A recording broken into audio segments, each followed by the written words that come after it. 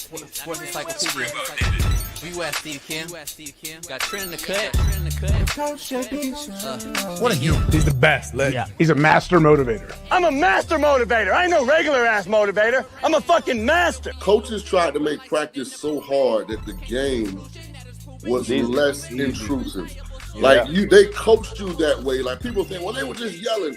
No, they were trying to put you under stress and put you in under duress so that when you got in the game, you could mentally handle adversity.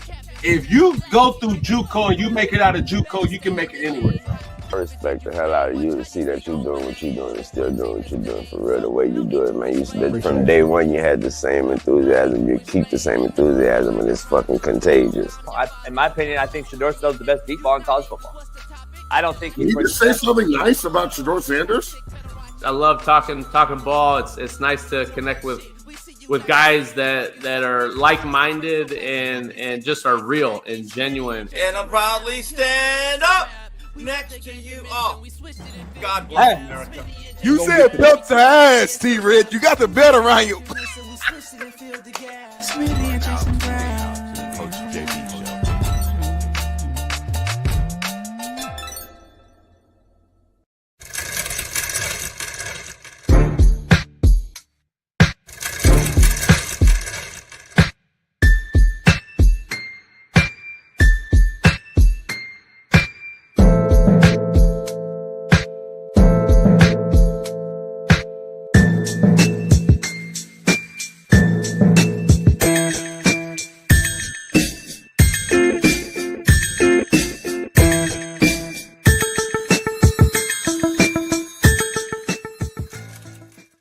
Bright. Some of you just ain't very smart. Smitty, we're in the building. It is Free Game Friday. KCBD is in the building, in the chat already making up excuses as to why his Chiefs Queendom is not number one in the NFL. He's over here bitching about referees giving the Lions calls. I know what they're doing, though, Smitty. I know what they're doing already in the NFL, though. I already know what they're doing. If you see the trend, on this side, they're protecting the Lions. On this side, they're protecting the Chiefs. And that's why the liberals, the left wants to see Taylor Swift versus Eminem. So this is the left doing this. Yeah, it's Kamala. But the right is in control. So the right should be able to trump this. Not yet. The right should be able to trump this. They're not in control yet, homie. When the Super Bowl comes in and it's set in stone, guess what? What? Still left, homie, until the Super Bowl.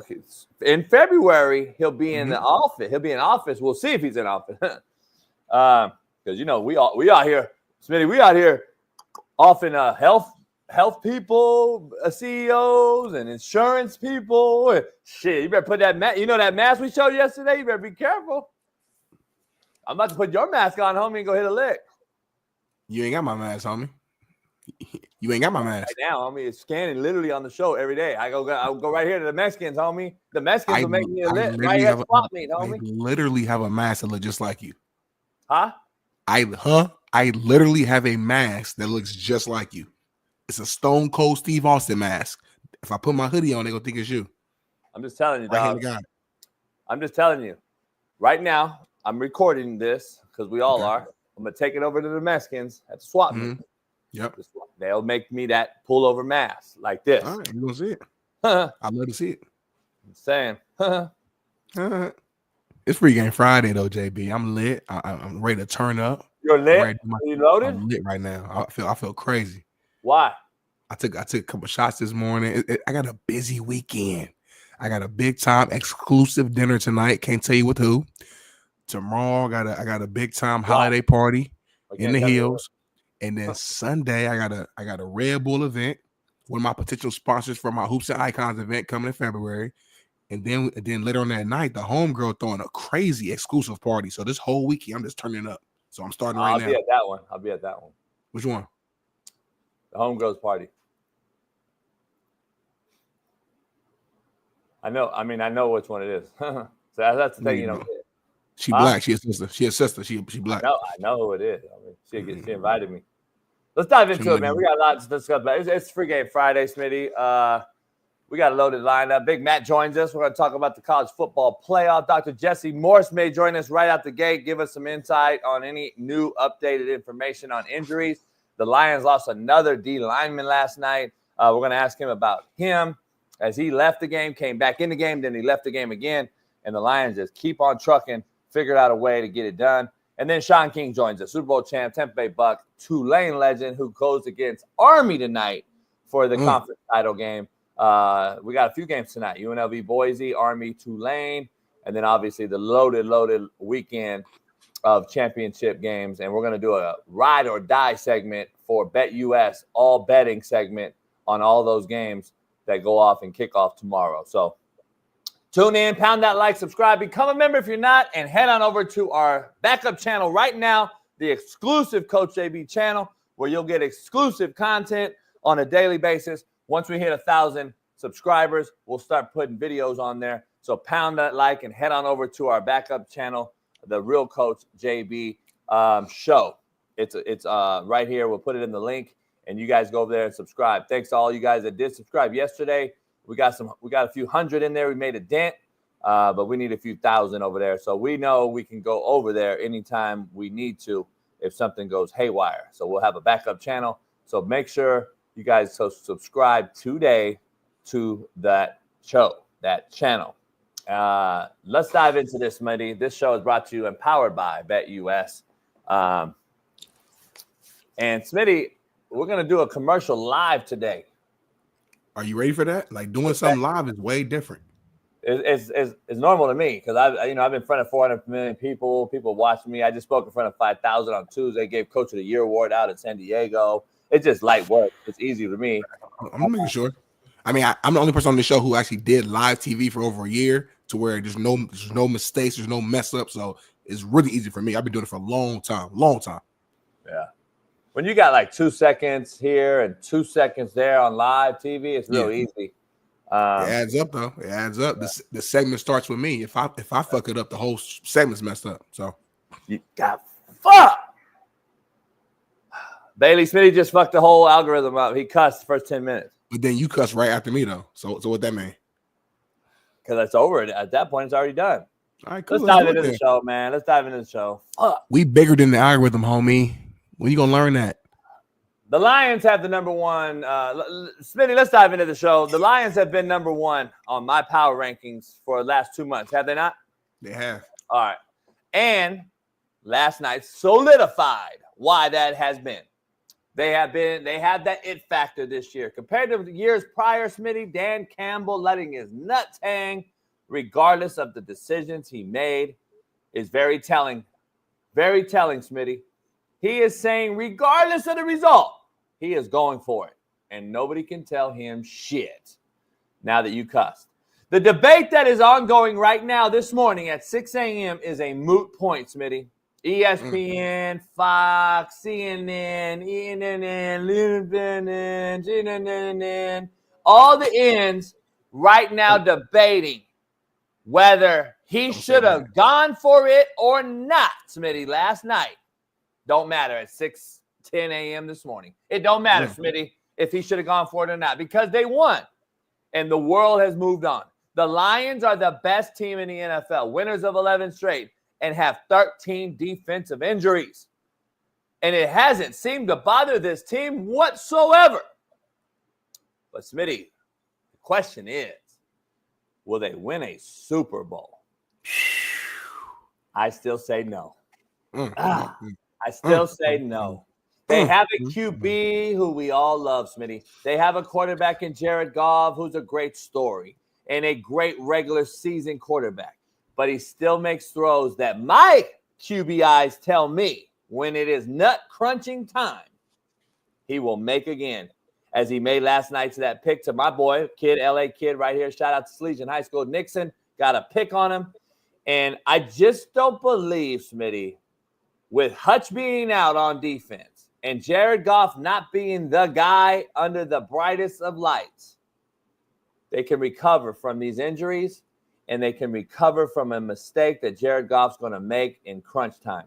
I just don't believe that's the case. I just think this Lion team is very good. I love Dan Campbell. Everyone loves him this morning. Everybody would have hated him this morning if he would have gone for it and didn't get it and they lost. But they did. They won. And the bottom line is I don't believe they can recover from these injuries and Jared Goff's mid-performing act once it gets to playoffs. I just don't. And I believe they're going to play these Packers again, Smitty. I think they're going to play these Packers in the playoffs, and they're going to have to defend Josh Jacobs, and who had 3 touchdowns last night, could have had another one. They might play the Rams, Smitty, who can run the football and can run play pass and be a very, very serious contender. They might play the Vikings in their own division again, Smitty. And then, of course, they're going to have to get by the great O-line and Saquon Barkley's Philadelphia Eagles, who run downhill at you. And without Hutch, who they lost another D lineman last night and 13 other injuries, I don't think that team can recover from any big mistakes Jared Goff's going to cost them when it comes down to nut crunching time on the biggest stage. But Smitty, as of right now, December 6th, 2024 at 6:13 a.m., they're the best team in the NFL. But what do I know? Let's dive into it. The Lions take out the Packers as Dan Campbell's nutsy-gutsy fourth down decisions pay off. Smitty, UCLA fired Eric Bieniemy after one season at UCLA. Another one bites the dust. Mina Kimes claimed that it was racist a few years ago, and Eric Bieniemy wasn't an NFL head coach because of that. We're going to dive into that. Former Patriots coach Bill Belichick interviews at North Carolina. Yes, the University of North Carolina. College, Smitty. College, North Carolina. Not the Carolina Panthers. North Carolina University, where the kids there, Smitty, are young kids that play, right? Yeah, they real young. Is his girlfriend? Does she go there? Yeah. Anyway, Utah State has finalized a 6-year deal for Bronco Mendenhall to become the next head coach at Utah State. He just took the head job at New Mexico last year, Smitty. Anyway, I got words for Bronco. I know Bronco. Bronco's a Mormon who loves Utah. So I'm just letting all the New Mexico fans that are hating on him today, letting you know that's his home. He's from that area, blah, blah. Anyway, UCF has made inquiries about Lincoln Riley for his head coaching job. This shit is very, very fascinating to me. I've heard also, though, that they've basically offered the job back to Scott Frost. But what do I know? We're going to dive into that as well. So we'll see, Smitty. We'll see. What's your take, Smitty, real quick on the game last night, on the Lions getting it done? Are they the best team in the NFL? Let me ask you that first. It's a tight race, but right now, I think you got to go with the Lions, man. It feels like every week they just figure out a way to win. You know what I mean? If the defense is lacking 1 week, then the offense takes over. The defense may not play good the whole game, but they make plays when they need to. It's like it just the aura, the energy that Dan Campbell has put on that team, that locker room. You can see it every single Sunday, every time they play. So I just think the growth we've seen over the years. Like I remember when the Lions was 3-4 years ago when like 8-9, 9-8 or something like that, and they took the Packers out the playoffs the last game of the season, and then the next year they made the playoffs. They just been slowly climbing up the ladder all the way up until last year when they were play away from beating the Niners and going to the Super Bowl if Josh Reynolds just catches the damn ball after they went for it. We blame Goff for mistakes all the time when in reality Dan Campbell made a gutsy call that actually worked. If the receiver catches the ball, the Niners are not in the Super Bowl last year. But let me digress. This year, I think they're even better. The offense is more explosive. The play calling is better. The running game is better. They got Sonic the Hedgehog and Tails back there. That's their nicknames in that backfield. That 1-2 punch. And yes, the one concern that concerns me, especially in the playoffs, is that defense. Can that defense nut up, gut up, and be able to slow down the opposing team? Because that's the one thing that the Eagles have right now that the Lions don't. So if the Eagles and the Lions do face off, let's say in the NFC Championship, can the Lions defense slow down Saquon Barkley, slow down A.J. Brown, slow down Devontae Smith and Jalen Hurts, and just that entire combination? That's something that we just got to wait and see. But right now, today, December 6th at 6:17 a.m. Pacific time, 9:17 a.m. Eastern, you got to say the Detroit Lions the best team in the league. They beat the Packers again, second time this season. The Packers are a really good team. So this is a big time win on Thursday night. I almost had it right, JB. I predicted that it would be a 3-point victory, but I had it going the other way with the Packers winning. I won my parlay, by the way. You did. I mean, people are tagging me now. They're recognizing. They're like, "Man, you got to do that every game." I took your 3-game parlay, the basketball, the 2 basketball, and the Packers 3. That's why I've been trying to tell people to go to winnable.com. Y'all won't go to Winnable because Winnable is where we put all these bets. And JB's out here making money. He's making y'all money. He's telling you the real stuff. He went to Bet US, placed the bet, put the slip on Winnable, and he made some money. It's that simple. But y'all don't want to listen to me. Up to you. If you want to be broke, that's cool. So. Yeah, Bet US, it did count. Just for betting purposes, it helped me. So that was. But you know what, JB? Though I know we got like quote of the day stuff like that, but we're gonna have to maneuver something a little bit because I know that one of the best sports doctors in the world, who knows all things about all things. When it comes pull him in right now. You see him? What he's sipping on? Jesse Morse. Yeah. I had to catch him on that. That's a big time right there. That's like a doctor in his thoughts. You must This be is at my home home today. office. You at home or in the office? Home. Hey, JB, he said Dr. Jesse was in his thoughts. Like he just was just embracing the moment. Legs crossed, pinky out. Just smelling the aroma. Hey, Doc, right out the gate, the Lions, 13 defensive injuries, still number 1 on my power rankings in the NFL. They continue to figure it out. They had one of their best D linemen go out last night, came back in the game, and then went back out. And all we heard was it was a head injury, not a concussion, is what they kept saying on Amazon. Where are you at with that, and what's going on with their best interior D lineman going out and saying it was a head injury, not a concussion? What would that even mean? It's a good question. So anytime they're evaluating for a head injury, it's almost always a concussion. That's just how it is. The fact that they were able to let him return means that he cleared the initial protocol. The protocol is if the first team doc, there's 2 team docs that evaluate concussions, and there's 2 surgeons.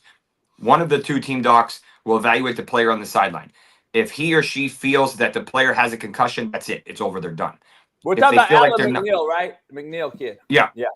If they're not, if they say, hey, no, I don't think he had a concussion, then the independent neural trauma consultant will review the player and say, okay, what do I think? And then if they say, yes, I agree, there's no concussion, he can go back on the field.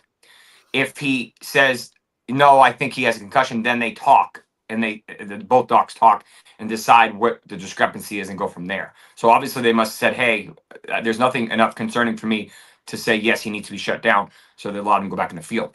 Now, there's a lot of times you can have neck issues secondary to, because a lot of the times the neck is recoiling or not able to handle the stress of the hit or however it happened. And you'll have some spasming and stuff like that. That's the first thing that comes to mind. They've been super banged up this year, like crazy, but still balling. They're still doing great. Nah, no doubt. They're still defying all odds, Smitty. They're defying all odds by keep winning. They've won 11 in a row. Listen, man, the Packers won me some money last night on the money line or on the bet, but the Lions get it done again. And I'm scared that Goff won't show up when it counts on the biggest stage. That's why the Rams got rid of him. It proved McVay right. I still saw some throws last night where I'm like, why would you throw that? Because anytime he has the Derek Carr syndrome, anytime somebody gets around his feet, he will let that ball go, and it doesn't matter where it goes. And that's the one issue I have with him. Sometimes you got to have some nuts and guts, take it in the chin and take that sack, not just throw it up for grabs. And he does that more often than not. And I think that's what will cost the Lions ultimately. But what other big injuries do we have going into this weekend as we have about 4 weeks left in the NFL as we get ready to seed these guys in the playoffs? So there's a couple injuries that are kind of 50-50 right now. Kenneth Walker and DK Metcalf are both up in the air right now. So they kind of dilly-dallied last week with Metcalf, do not practice, and then and Lockett too, and then full practice, no issues.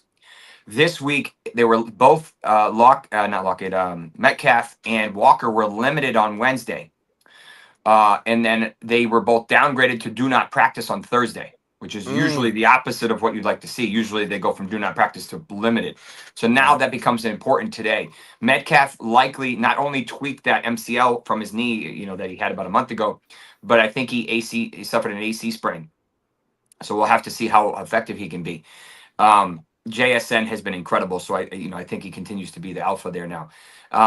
But for Kenneth Walker, the question for him is he's got a calf and an ankle. So sometimes they just tweak their calf like Josh Jacobs did earlier in the week, and he played and he was fine. He looked incredible. Sometimes it's a true calf strain like Russell Wilson had, in which they take forever. So obviously we'll have to see what it is. Charbonnet was also on the report, but he had an elbow and he was a full practice. So you assume if Walker can't go, and we should probably know today, it would be Charbonnet's backfield for the weekend. Bailey's not too happy about that one if those guys don't go. They're in the middle of a NFC West. It's very tight over there. The Rams play the Niners next Thursday night on Amazon. Yeah. That'll be a game that could decide a lot. The Arizona Cardinals and the Seahawks are jockeying for that position. It's going to be interesting on who gets into the playoffs out of that league. It looks like only one team will probably get out of that division this year. Yeah, because they're all so poor. The records are so low. Yeah, so right now, man, betting odds are on the Rams, which is crazy. I'm if they get through it, I guess they're going to go with the Super Bowl winning quarterback and coach, I guess, out of that division. I guess is why they're leaning that way. But the 49ers look like they're choking and they're injured like crazy. They're done. Yeah. The Niners are done. I think it's Cardinals, Seahawks, and Rams is like a 3-team race in that division right now. Hey, Doc, talk about some quarterbacks. Yeah. Speaking of the Niners, is Purdy? What's going on with Purdy and the Niners? I was reading a little blog or whatever you want to call it yesterday, and it was interesting because they said, he's got a shoulder injury, throwing shoulder. They haven't specified what it is. In my opinion, it's probably a small labral tear. I commented last week I was concerned about him on another show, and it's saying like, hey, if you're going to take him, take the under, because I just don't, between the weather and between how ugly it could get, and I think he threw for 94 yards. And that was with a healthy Debo and Kittle and Jennings. So Pearsall hasn't done anything in like a month. And then obviously they lost McCaffrey and Mason. I just think that they have to decide, is it in his best interest to continue to throw? Or does he repair it? Is it okay if he just continues to throw and then their season's over and has it repaired in the offseason? That's probably how they're going to play it out. But then the question is Purdy worth $30 million? Or whatever the price is, whatever number they can pull out of thin air. Because they're doing all this with him on a sub million, maybe sub 3 million cap, whatever his impact is. And then I think the other question is, and this is where the article I was reading, do they have to re-sign Shanahan to run Purdy? Or can they do this separately? Because I think they have to kind of go as a piece. So one will kind of determine the other. So it'll be interesting to see how that plays out. But I have concerns about, they have a much better matchup this week, and Purdy does, so he could be a top 10, 15 play this week, but I still have some concerns about him. And Guerrero is going to be running the ball, and maybe Izzy Abanikanda, who was incredible in college, but then he tore his Achilles, and we'll have to see. He hasn't obviously really made an impact in the NFL yet. As far Caleb Williams will be fine. Baker Mayfield will be fine. He got cleated in the leg, I think. And then Trevor Lawrence, this is the fourth player this year, offensive player, that suffered a concussion and went on IR. Okay, so this is a new trend that's not common. Tua obviously happened a couple of years ago, but that's pretty rare. We've had Olave, we've had Eckler, now we've had Lawrence, and we had Tua obviously earlier this year. So there's a shift. Normally they wait a guy 2 weeks and then they come back. You automatically shutting them down for a month is an interesting approach. So we'll have to see if this is a start of something new.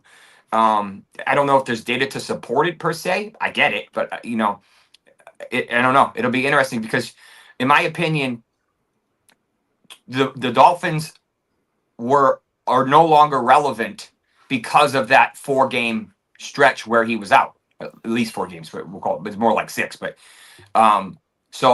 that pretty much derailed their whole season. I don't care how good your offensive players are if you don't have your quarterback that can run that offense, it doesn't matter. Is it justifiable to shut him down for a month? I don't know, I guess it depends on who you ask. But I just thought that was fascinating that, that's something that I'm aware of, that we've never seen before. And I've been doing this since 17, so a couple of years now.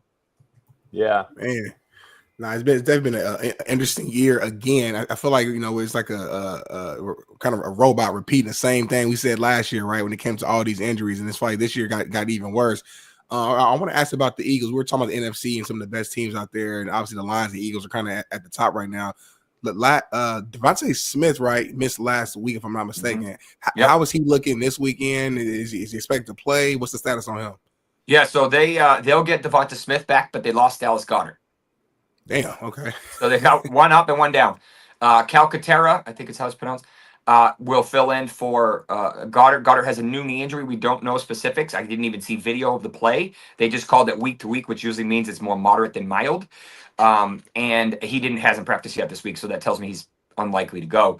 Devonta Smith missed last week after retweaking that hamstring from a couple weeks before that, and they were just being super careful because obviously they didn't want a Nico Collins, Mike Evans situation. I think they're going to come back. I think he's going to come back this week. A.J. Brown will still be the alpha there. Saquon obviously been absolutely bananas. So they have most of their core. I think they can just swap out Calcutta for Goddard. So it's not a huge drop there, but I think Devonta Smith will complement well. Got you. Now, listen, this is more of a selfish question for myself. I'm a Colts fan. Yes. What's the stats about Josh Downs? I know he's been out. He's a big-time weapon for us. Well, I think it was a timely decision last week to sit him because of their bye this week. I think they just said, it's not worth it to try to rush him back when you have another week to rest. So just give him basically almost 3 full weeks. Yeah. So my suspicion is he had a type 2 AC sprain, which is kind of like when this is partially torn. Yeah. Great type 3s are really rough. That's what Richardson had. That's what Trevor Lawrence just ended his season with. I suspect that Downs will probably be able to return next week. So they should be pretty healthy. A crazy ending to that game last week. And I think that, they'll be relatively healthy. That's the last bye week this week, and there's 6 teams on it, which is kind of silly. But so they'll come out of the bye probably a lot healthier than when they went into bye and whatnot. There's another guy that probably needs to be discussed. 2 more, actually, that are both running backs. Breece Hall. When they went into the bye, we didn't hear anything about a knee injury. They went through the whole bye, and then all of a sudden, last week on Wednesday, he was do not practice with a knee injury. We're like, wait, what? Like, where did this come from? So like, oh, well, maybe they're just being extra careful. But then we heard a reporter say, like, they're not even sure how he's going to play in this game because it was more significant than they thought. I think it was Rich Samini. He ended up playing, but he didn't really do a whole lot. And now he didn't practice Wednesday or Thursday this week. So I wouldn't be surprised if they shut him down, at least for this week. I've had people ask me, are they going to shut him down for the year? I don't know. The end of the year, it gets tricky because we don't know if the team's like, hey, we're done, it's not worth the risk, shut him down. Right? We've seen that every year. We see that with a couple guys that the teams are just done and they just say, hey, it's not worth the risk. The Bears running backs are both banged up. DeAndre Swift is do not practice ×2 with a quad injury, and Roschon Johnson has not even practiced this week with a concussion, so he's pretty much out for the week. He doesn't have enough time to clear it. So that might mean that Travis Homer is the top running back for the Bears this week, which will be, and then DJ Moore also has a quad, and he has not practiced. Keenan Allen will be fine with his ankle. So it'll be interesting to see how that plays out. We should hear a lot more today. Rarely do we have, over the past month, we haven't had as many questionable guys going into Friday. But this is one of those weeks where there's a lot more guys. And for a fantasy purpose, because there's so many teams on a bye, and this is usually the last week of the regular season, this is a really important week. If you lose this week, most of the times you don't make the playoffs if you're right on that fringe. So, and it's unfortunate because not only you're depending on guys that are playing this week, but if they're injured, now you really, there's only so many spots that you have on your bench, right? If you have 3 or 4 guys on a bye and you only have 5 or 6 spots on a bench, like you only have so many guys to fill in. So it gets tough. Well, I think Pacheco and Brooks will both get more volume this week. We'll see CeeDee Lamb play on Monday, but I don't think he's going to practice at all this week. And he's kind of risky, so you're playing with fire there, so be careful. We saw him miss half the game last week after he re-injured his shoulder. Ladd McConkey should play this week. He's got a combination of a new knee injury and then that pre-existing shoulder, likely AC sprain. The kid is just gritty. He reminds me of like a young Cooper Kupp. He's just going to try to play through whatever he can. He's been incredible. And Jamar Chase popped up yesterday with an ankle. This could be contractitis. This could be a true ankle. But either way, I think he's fine. I think he's just being smart. Malik Neighbors, this is interesting. You guys can discuss this at some point in time. Malik Neighbors reportedly has been dealing with a groin strain since college. And we hear about it about 6 weeks ago. He missed the game. And then about 2 or 3 weeks ago, he re-injured it and didn't miss a game, but he played through it. And then one of the reporters said, "Hey, is this a new injury?" He said, "No, this is the same one that's been bothering me since college," which I thought was a little fascinating because that's 3-4 years now, depending on how long ago. It's bothering him again. He popped up the injury report yesterday, and this is the nature of groin strains. They're notorious for re-injury. He needs to address this in the offseason. And this is usually not something they do surgery on unless it's really bad. But this is going to limit his explosiveness. So be careful with Malik Neighbors, especially since Drew Lock is the quarterback. DeVito is out again. So we'll have to see how that plays out. But might as well end this season right now and just get that taken care of. This season is over. Yeah, I think he just wants to do whatever he can for rookie stats and stuff. But he's been incredible. But it's just unfortunate. Something that popped up that kind of went on the radar. A former, what we thought was going to be elite wide receiver, Treylon Burks, sprained his ACL, probably a partial tear if I were to guess, and he was shut down. He's done for the year. I just kind of went under the radar. This was a guy that we thought everyone was going to be like AJ Brown, like an elite stud, and he just hasn't panned out like we thought. This is another injury for him. Keon Coleman might be back this week, but he was in a non-practice jersey yesterday, red jersey. So I think he fractured his wrist is probably my guess, but he might also have a ligament tear. So that's probably why it's taken him so long. Dalton Kincaid looks like he's coming back. He has a PCL sprain similar to McCaffrey, but he's finally kind of on the other side coming out of it. Tillman will not play with his concussion. Dobbs missed last night with his concussion. If please let me know if you guys saw Jaden Reed anywhere last night, because I have no idea where he went. He fucked me on my draft. I saw a stat thing because I think he was on a podcast weeks ago saying, wait till we play each other. And then you sent to me, JB, and he had one throw, like one. Yeah, nothing. He didn't catch it. I mean, he struggles versus man, but come on, man. He fucked me. But and then finishing strong, Taysom Hill's unfortunately done for the year, maybe done for his career with an ACL and probably a fracture. If they haven't announced it, but based on the video, it looked like it was a bad injury. Maybe a tibia plateau, maybe a couple other things. Jatavion Sanders, the rookie tight end that looks really good from Texas, plays for Carolina. I think he's going to come back this week. And then Ferguson will be back clearing the concussion protocol for the Cowboys. And that's pretty much what we have heading into week 14. That was beautiful, Doc, man. Thanks for that run. Y'all not going to get this type of information literally no place else. So everybody in the chat, I need to thank Dr. Jesse Morse for y'all little last few weeks of fantasy. You trying to figure out who to start, who to bench. You're trying to place your bets on BetUS. You just heard it from the Doc right now. Take this information, use it wisely. Doc, we appreciate you, my guy. What you got going on this weekend? It's a good question. I have a huge procedure in a couple hours that costs more than most people's Porsches. How much is it?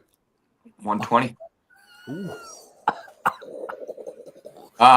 Then I'm flying. Are you nervous? Are you excited? How you feeling about it? Oh, we good. We do this regularly, so we good. Okay.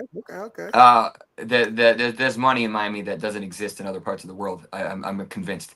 But rather than being in pain, if you have the resources and you want to avoid surgery, if it's 0.1% of your net worth, is it really worth?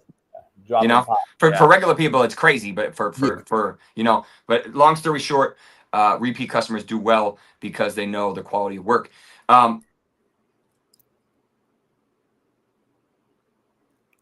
Somebody probably got called him. Yeah, you got to call. Is he back? Not sure. There you go. Doc, you hear us?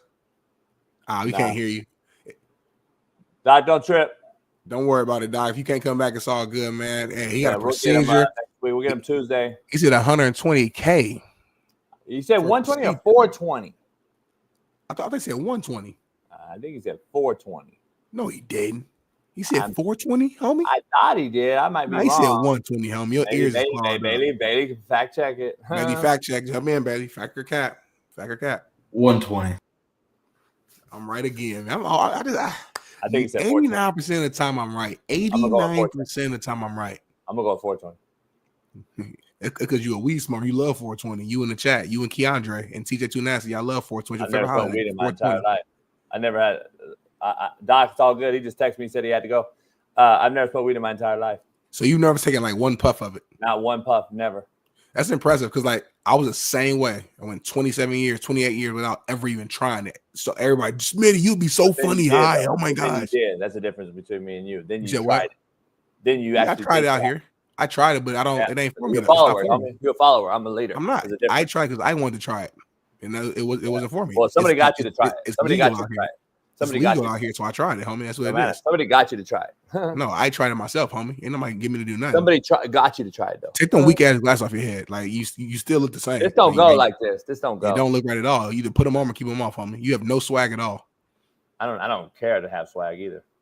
Well, you should care about yourself. It's not about no. Hey, we got quote of the day and contrary to belief and poll question. Well, let's go to quote of the day, man, because you know that they're brought to you by Bet US, and we're gonna do this live right now. So what up? This show is brought to you by BetUS, powered by BetUS. You can go use our promo code at BetUS and get you 120% bonus up to $2,000 today.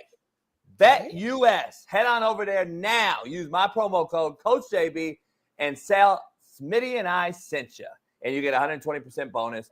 Smitty, they're powered by. This is our show, the realest show on planet Earth. Powered by BetUS. So hold on, you get insurance, you get free money as a bonus, and you got the best #1 premium betting site, sports betting site in the world. Not just the city, Craig, the world, all in one. Come on, you can't beat that nowhere, man. Use the promo code. Stop playing. Make this money. And I've been hitting them. And I've been hitting them with the parlays. I've been hitting the parlays. I got Denver -6. Hit it. Last night I took a 3-game parlay. Hit it. I'm just saying I've been hitting it. It's like a fucking whorehouse in here. So head on over to BetUS and use that promo code, Coach JB. Bailey, when you cut this for the future ad, just cut out that one line about the whorehouse, and we'll be perfect. It'll be golden. Be beautiful. All right, let's move on, man. Quote of the day, JB, my favorite segment of the entire show. What do we got?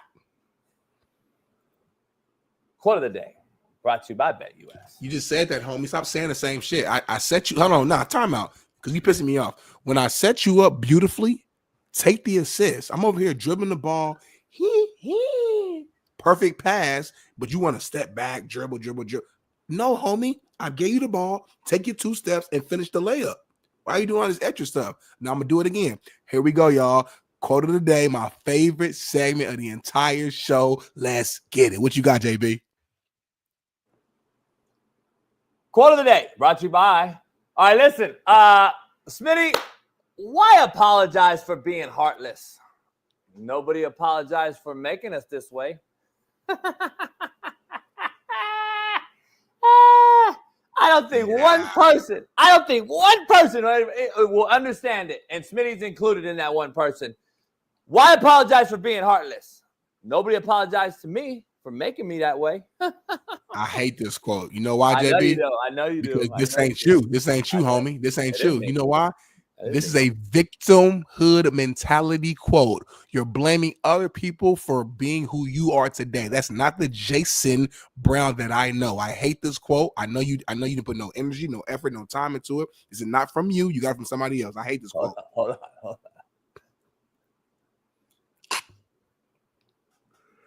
Hold on, homie.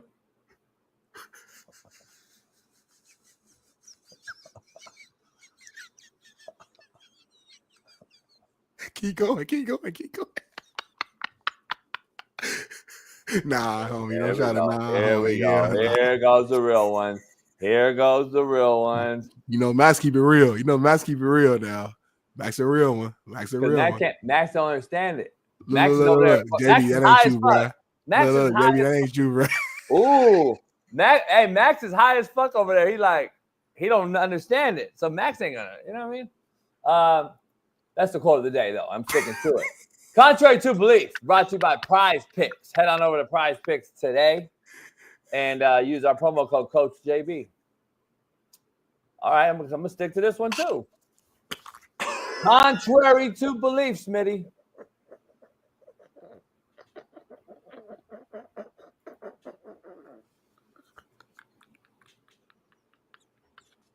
Homie, you woke up in a bad mood today. You why both your shit talking about being heartless? Like, damn, like you woke up like what type of dream did you have last night, homie? Because heartless motherfuckers live longer. Oh, I didn't know that. I'm letting you know right now. Okay. Contrary to belief, those that are heartless once cared too much. Contrary to belief. No, I actually like that. That's good. Now you like it. Now you like it. It's two different quotes. Like that one's better. It's the same one. Same context, same backstory, same fucking deal. You know what I mean? Cats that are heartless, dog, once cared too much. Let's keep it funky. That's better. Finney Baller still saying it's trash though. Finney Baller, he the hard judge. He don't care about nothing. Not even a member. Never mind. He ain't a member. I'm wasting my time. He's not even a member. Who gives a fuck, Finney Baller? You're a fucking nobody. This will be the only time you ever get your name mentioned, other than when the guy's pegging you. So let's dive into the poll question real quick. The poll question, Smitty, is this real simple: can Jared Goff lead the Lions to a Super Bowl? That's the poll question. If you guys members want to call in, let me know. All you Detroit Lions dick riders now that have come out of the woodwork that never voted or rooted for the Lions ever. You guys were all Vikings fans, and now all of a sudden you guys are Lions fans. Call in. All you Packers fans that have turned over to the Lions fans, call in. But the true Lions fans, Brian Case, a couple of you guys in here, I would like to hear from you. So come on in, call in. Can Jared Goff lead the Lions to a Super Bowl, Smitty? Go ahead. Yes, sir. Jared Goff can lead the Lions to a Super Bowl. He's shown it already before that he can be a leader on a Super Bowl team. Yes, he didn't finish, but he was going against the GOAT. And he's going against arguably the GOAT at head coach as well, and Bill Belichick, and we know what type of defensive mastermind he is. So I cannot blame that and put that loss all on Jared Goff. Some of that has to go on Sean McVay for getting outcoached and those players as well. Just last year, he took the Detroit Lions, a team that's been horrible my entire life. Literally my entire life, they've been bad. Took them to an NFC championship game, a game that the great Matthew Stafford, who will probably be a future Hall of Famer, could not do, and was a play away from actually beating the San Francisco 49ers with all that loaded talent and going to the Super Bowl. If Josh Reynolds and other receivers just catch the damn ball, literally, the game is over. The Niners are at home crying, or they're in Mexico, and the Detroit Lions would have been Super Bowl last year. So I thought he's seen enough to know that. We got a caller that's disagreeing with you because I can see him. We'll bring him in right now. Oh, my God. Come on. And it's my brother, too, man. What's going on? I got one thing to say. Fuck no, they can't win a Super Bowl with Jared Goff. Fuck no. I got to go. That's it? You ain't get no reason or nothing, Max? Damn. We got another caller. Jay Uso, what up? What's up, Jay Uso? Where you at? He Train station? He might have been where that one cat was, where that health guy was. Stop. Listen, I don't know what happened to Jay Uso. Listen. He took a Rams to a Super Bowl. So, okay, he's been there, right? Yep. Last year, they were maybe a drop away from beating the Niners to another Super Bowl. Facts. But if you keep adding everything up, we're making excuses as to why he hasn't won one. It's not him, though. It is him, because at the end of the day, he was the guy that lost them a Super Bowl against the New England Patriots, couldn't muster more than 10 points, 7 points. Shaun Belichick. And then you get Matthew Stafford comes right in, lights the scoreboard up. They win a Super Bowl. So then he goes to Detroit, and he has these nice little in-season numbers, Smitty. I agree to him. Man, he's a nice quarterback. I like him and all that. But listen, he's going to have those games where he costs you down in the red zone like he did. He cost you with that pick last night. Dog, I'm telling you, those are the throws he'll make in crunch time. I'm not a believer yet. I hope he can make me a believer. I'm not a believer when it counts. I'm a believer when in the regular season, not a believer though. And I don't want to hear all this shit about Dan Campbell's turned him into a dog. You don't give cats heart transplants, dog, at 30 years old. Yeah, you just don't. And at the end of the day, it is what it is. You are who you are. You're not what you say you are. He is who he is, Smitty. And that's not changing. Mark my words. I'm just telling you. He's a very, very high-level game manager, and he has a lot of toys around him, especially 2 guys in the backfield and 2 big-time wideouts and a tight end and a pretty goddamn good right tackle. So I'm just telling you. I'm so tired of this Matthew Stafford comparison. And the Rams just trade away Goff for Stafford, and look what happened. Can't be too tired. They won Super Bowl. Completely different situations. Not only, first of all, we're acting like the teams were identical. It was not identical. That team that offseason, they got Von Miller, who played a huge role in winning that Super Bowl. They got OBJ, who was fucking balling in the Super Bowl before he got hurt, and you can make the face how you want. OBJ was balling still for that team. They also got Matthew Stafford. They also got other pieces. So it was 2 things ain't true. Number 1. Number 2, they played a Cincinnati Bengals team who's young, who had never been there, versus playing a New England Patriots team who's a dynasty with the greatest quarterback of all time and arguably the greatest head coach of all time. So you're comparing apples to oranges, number 1. Let's take one more call, Smitty. The reason why I bring up other – what's going on? What's going on, Mohan? What's going on, my guy? What's going on, man? How y'all doing? We're doing good, my guy. Hey, where you headed at, motherfucker? You look like you got a van full of fucking high explosives. Are you a Hamas? See, why you got to do all that, man? No, I'm an electrician, man. I'm a work man. All right, go ahead. Yeah, so I think they're going to go to the Super Bowl, but I think the play calling is what's going to help him, because last night off that play action they opened up a lot. That's just what I think. They got that. Hey, where you at? Where you work? What city? What state you in? I'm in Jacksonville, man. Duval, baby. Okay. Duval. Hey, shout out, man. Good take. I appreciate you calling, brother. Hey, man. Appreciate y'all, man. All right, later. Appreciate you, bro. But yeah, JB, like, you know too much football. You got to stop putting all the blame on Jared Goff. Like, again, we have the same eyes. We watched the game last year, homie. It's not on him. Like, it is what it is. Like, the Super Bowl, you could put some on him because he's the leader of the offense and they didn't score, but it's not all on him. I think Shaun got to outcoach that Super Bowl as well. I hope Jacksonville Jaguar Stadium is safe today. I'm just going to keep it there. What does that even mean? What are you talking about?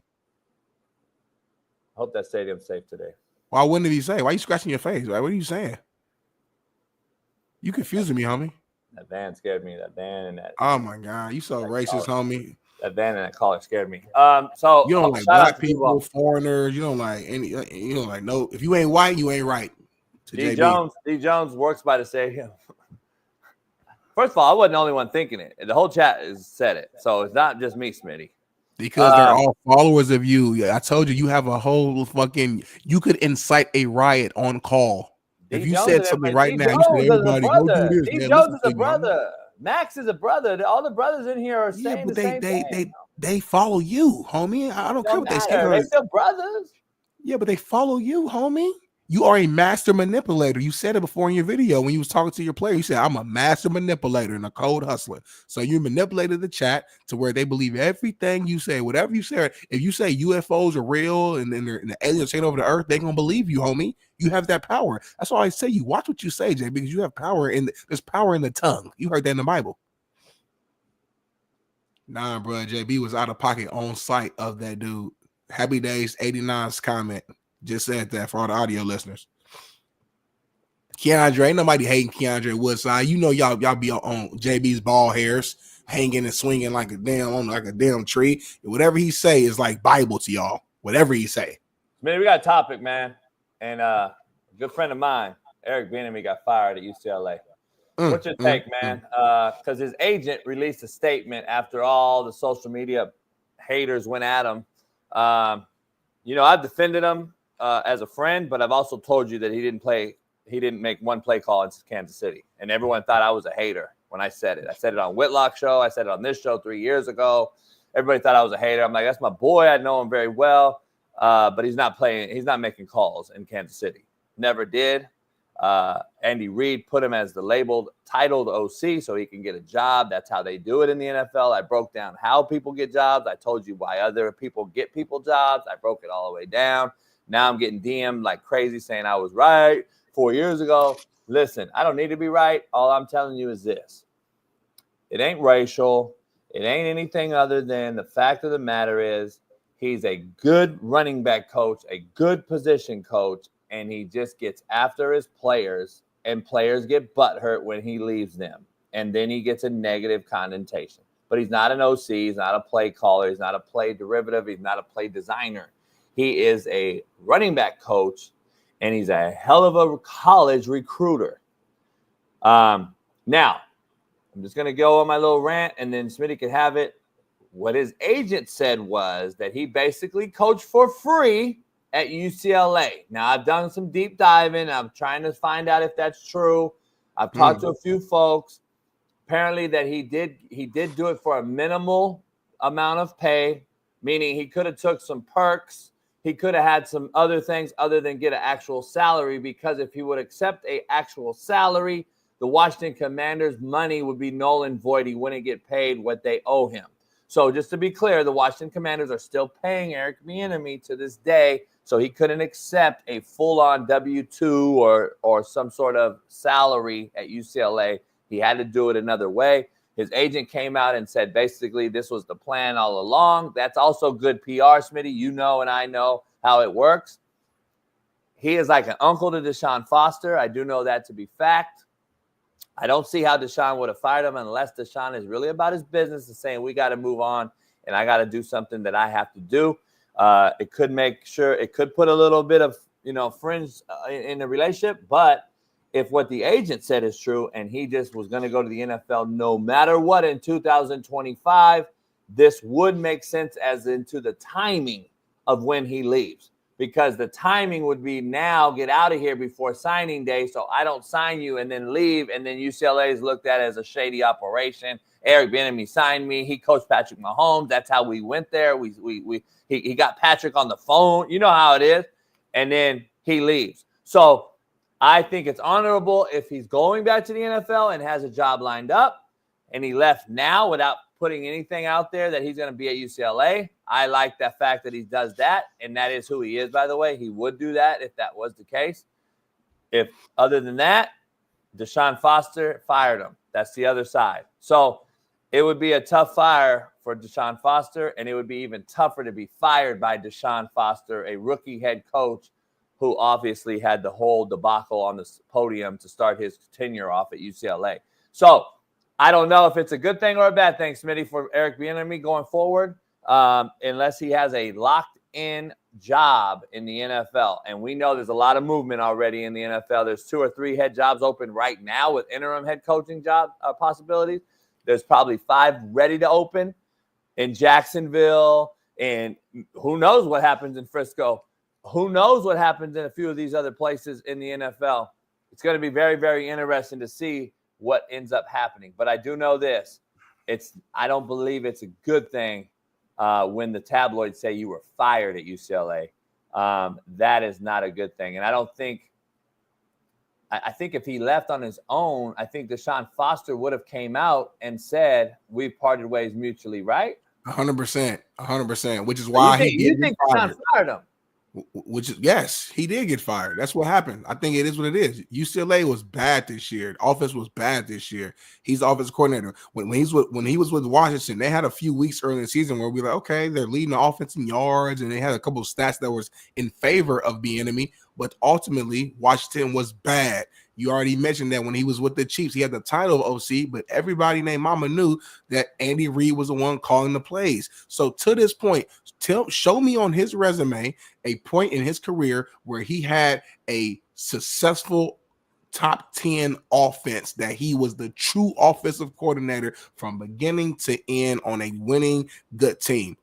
Don't worry, I'll wait. I have no beef for Eric Bieniemy. I don't know this brother. I support the brother because he's a brother. I pray he gets another job. I pray he gets a running back coaching job.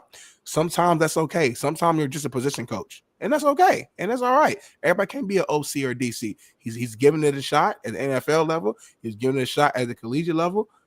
It ain't work. It's okay. Go back to being a running back coach if he wants to continue being a coach. I think he's for some people, he's a good leader. It depends on what type of player you are and what type of motivation gets you going. So, I think the best position for him is going back to Kansas City and just being that guy that keeps the discipline going. I'm curious, though. Because I want to defend my homie. I'm curious if you, Smitty, or the other brothers out there who are now bashing him today, not saying you're bashing him, I'm saying all these folks that have come out and said similar things to you. Well, we knew all along he wasn't the OC. Y'all didn't say that. Y'all called me a racist when I said it, but y'all now are coming out saying y'all knew he wasn't the OC. I call bullshit. I haven't heard one brother come out and say what I said 3-4 years ago. He ain't calling no plays. Homie, it's Andy Reid's offense. Andy Reid calls the plays. Eric Bieniemy helps with the game plan. I knew it to be fact 4 years ago. I've said it on multiple shows. I've said it on this show. But I haven't heard a brother come out now and say that was fact. They all called me a racist. That's what's crazy about it. Now all of a sudden, we knew he wasn't the OC? No, y'all didn't know, homie. Y'all called me a racist, motherfuckers. To push back, well, not even push back. To just add like another angle. Like, I think most people knew Andy Reid was calling plays, though, right? No, they all swore to God he was OC, right? I mean, that's the fight I took. I took the fight on from Ryan Clark and all these motherfuckers. Oh, no, EB's just over there with the thing. Yeah, he is, homie. Duh. You really think he was calling the fucking offense? Like it's not really. You know what's crazy to me is like the people that played the game in Ryan Clark and these other guys that know better. Just say shit to say it, dog. You know damn well EB didn't play. You work with guys that know damn well the situation. Like, let's just keep it funky. Like, I've been known. I talk to direct sources. Yeah. Why is this a hidden thing, though? You know what I'm saying? Like, why now you want to come out and act like motherfuckers knew the whole time? See, to me, that is when we get to this point where I don't agree with the Ryan Clarks of the world and these other guys who advocate for more black coaches, but then we go back over here and talk about Eric Bieniemy needs to be fired.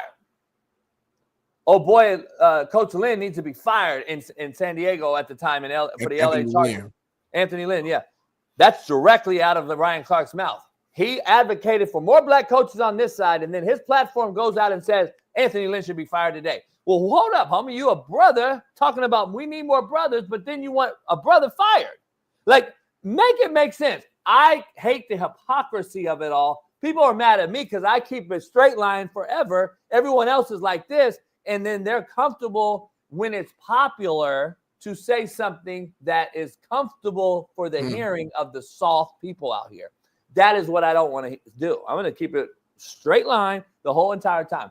I just think it's rude, disrespectful, and flat out slap in the face of these brothers that have came up and done what most of you all never do. He was a hell of a recruiter in college. He could have had Adrian Peterson and Jones-Drew at UCLA at the same time, by the way. They were pre-portal and didn't want to play and split reps because I'm telling you, EB had both of them motherfuckers. Both of them coming to UCLA. AP chose to go to Oklahoma. Maurice Drew-Jones came to UCLA. He would have had both of them. That's fact. Go check it. Go ask some people. He was a hell of a recruiter. He had Mercedes Lewis. He had a bunch of big-time dudes that were coming to UCLA at the time, and he's a great recruiter and a hell of a running back coach. But he rubs cats the wrong way. He's a straight shooter. He gets after you, and when that's done, people are going to come up with a narrative for you. And now I believe that this is probably the hump that broke the camel's back, Smitty, because I don't know if he'll get another opportunity. I don't, unless he has one. I hope he has one. But I'm just saying, to me, it seems like all of a sudden now it's out. The cat's out the bag. But when I say it, before it's out the bag, I'm this, I'm that, I'm that. Nah, dog, the fact of the matter is you just don't know. A lot of you just need to shut the fuck up and stay in your lane. You don't know this game. You don't know the sport. You don't know the inner workings. That's how people get people jobs. That's Andy Reid, Bruce Arians. All these guys, if you notice, have had brothers as their coordinators. And Andy Reid and Bruce Arians are known in the NFL for advocating for getting black coaches head jobs. That's why they title them coordinators. Hence, Todd Bowles. Right now. Hence, Eric Bieniemy, who had opportunities, but guess what? Mina Kimes says it's racially motivated. No, maybe you just don't interview very well. Well, guess what? Maybe the people interviewing him don't understand his language. I've been told I don't interview well, Smitty, because they don't understand my language. You know who does? The fucking 5-star players that want to play for me. Right. But The that's still a players that problem, wanted to play for him. The players that wanted to play for him.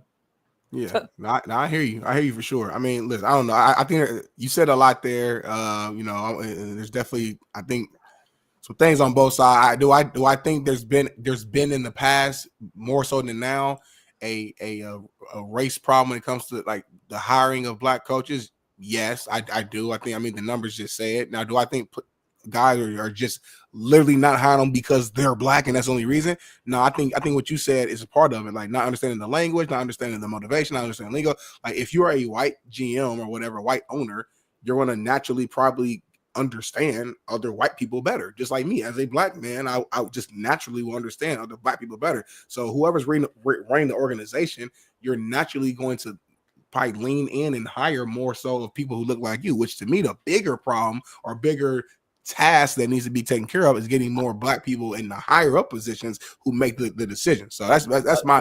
I just want to know though, and we got to stop both sides, man. White folks with the bullshit takes, the brothers with the bullshit anti-racist takes or pro-racial takes, the white guys with the pro-racial takes and the anti-racial takes. It needs to just be split down the middle and stopped. And we need to just call it what it is. We need to have more of that, more of this type of show where debates could happen between Smitty, a black man, a white dude, and myself, who has ties to my environment and growing up in an environment that I grew up in that most folks with my skin tone aren't capable of growing up in or privy to what growing up in. We need to have more debates like this because I want to know when the Shannon Sharps of the world and all these guys that have left these big organizations and now run their own shows and have gone over to other media sources, when are they going to come out and say, you know what, I was wrong? I came out and said Eric Bieniemy was a great OC, and the only reason he's not getting a head job is because it's racially motivated. He needs to come out and say I was wrong. That's the only time it's going to come out and change it, because now all of a sudden Smitty just started his little eloquent take by saying we knew he wasn't the OC. So if Smitty knew, then how do you not know, Stephen A.? How do you not know Shannon Sharp? How do you not know big time Mina Kimes? Mina Kimes said this, Smitty, just a few years ago when Eric Bieniemy was at the height and the precipice of play callers, according to everybody out there. Take a listen. To be getting any better. I mean, we've been doing NFL Live together for a few years now, and every offseason we seem to be having the same conversation. Every offseason there are new stories like this, or there's new studies substantiating the fact that this is a systemic issue in the NFL. Most recently, I would point people to a terrific series that the Washington Post did where they looked at 3 decades of hiring data. And in that data, they found that black head coaches were more likely to spend time as mid-level assistants 9 years longer than their white counterparts before being given opportunities. They were less likely to be given the benefit of the doubt when it comes to hiring and inexperience. There's never been a black head coach hired without NFL experience. Numerous examples of white head coaches. They're more likely to become interim coaches, but then less likely to be given opportunities from there. I mean, I could go on and on. You don't need to go on and on. You're a fucking mockery. This is why she loses a lot of credibility now, 3 years later. Here's the thing, Smitty. Go ahead. You can give your take, but I see a lot of good operational organizations that have black leadership, not high up like you discussed, because I've been saying this for 4 years. Unless there's a black owner or a black GM, which we now have in the Chicago, there will never be as many black head coaches hired. I've been saying that for a long, long time. Now we're starting to maybe make a move in that direction, but at the same time, you also have guys that are black, like the GM in Detroit, who hired a white head coach, who then hired a black D coordinator, and then have success. Everything's clicking the right way, right? Then you got a guy in Chicago who refused to hire a black head coach, who hired a white head coach, and now they have fired him just several months later, and now everyone's now going to claim what? See, that's the thing I have, the problem I have with, if in the locker room, you and I have discussed this on many occasions, we don't look at color, we don't give a fuck. The fact of the matter is, when are we going to just start calling it what it is and just say, listen, man, it's either A, bad hire by me, B, a bad hire by you, or C, we knew the real, and now we need to come out and say that we knew he wasn't the play caller. We knew it wasn't a racial thing. It was a bad thing. He just wasn't a great play caller. Now we got guys that are going out here like Mina Kimes and Shannon Sharp and all these people who came out and said it was straight racist. That's all, the only reason. Well, dog, you can't just be racist if you never even called a play. Right. Like that's I don't know, Smitty. Go ahead, but I don't know what your take is on Mina, but that's no. I mean, on this on focusing on Bieniemy specifically, I don't think it was race related. I think it was experience related. You know, at the end of the day, NFL is a you don't think so, right? I'm just saying. Yeah, I don't think so. That's For what these Bieniemy, cats have said. Yeah. Now, do I think there's been some racist or racial things in the past when it comes to hiring? For sure. You know, again, when I say that, I don't think like necessarily like a GM's like, oh, I hate black people, I'm not hiring them.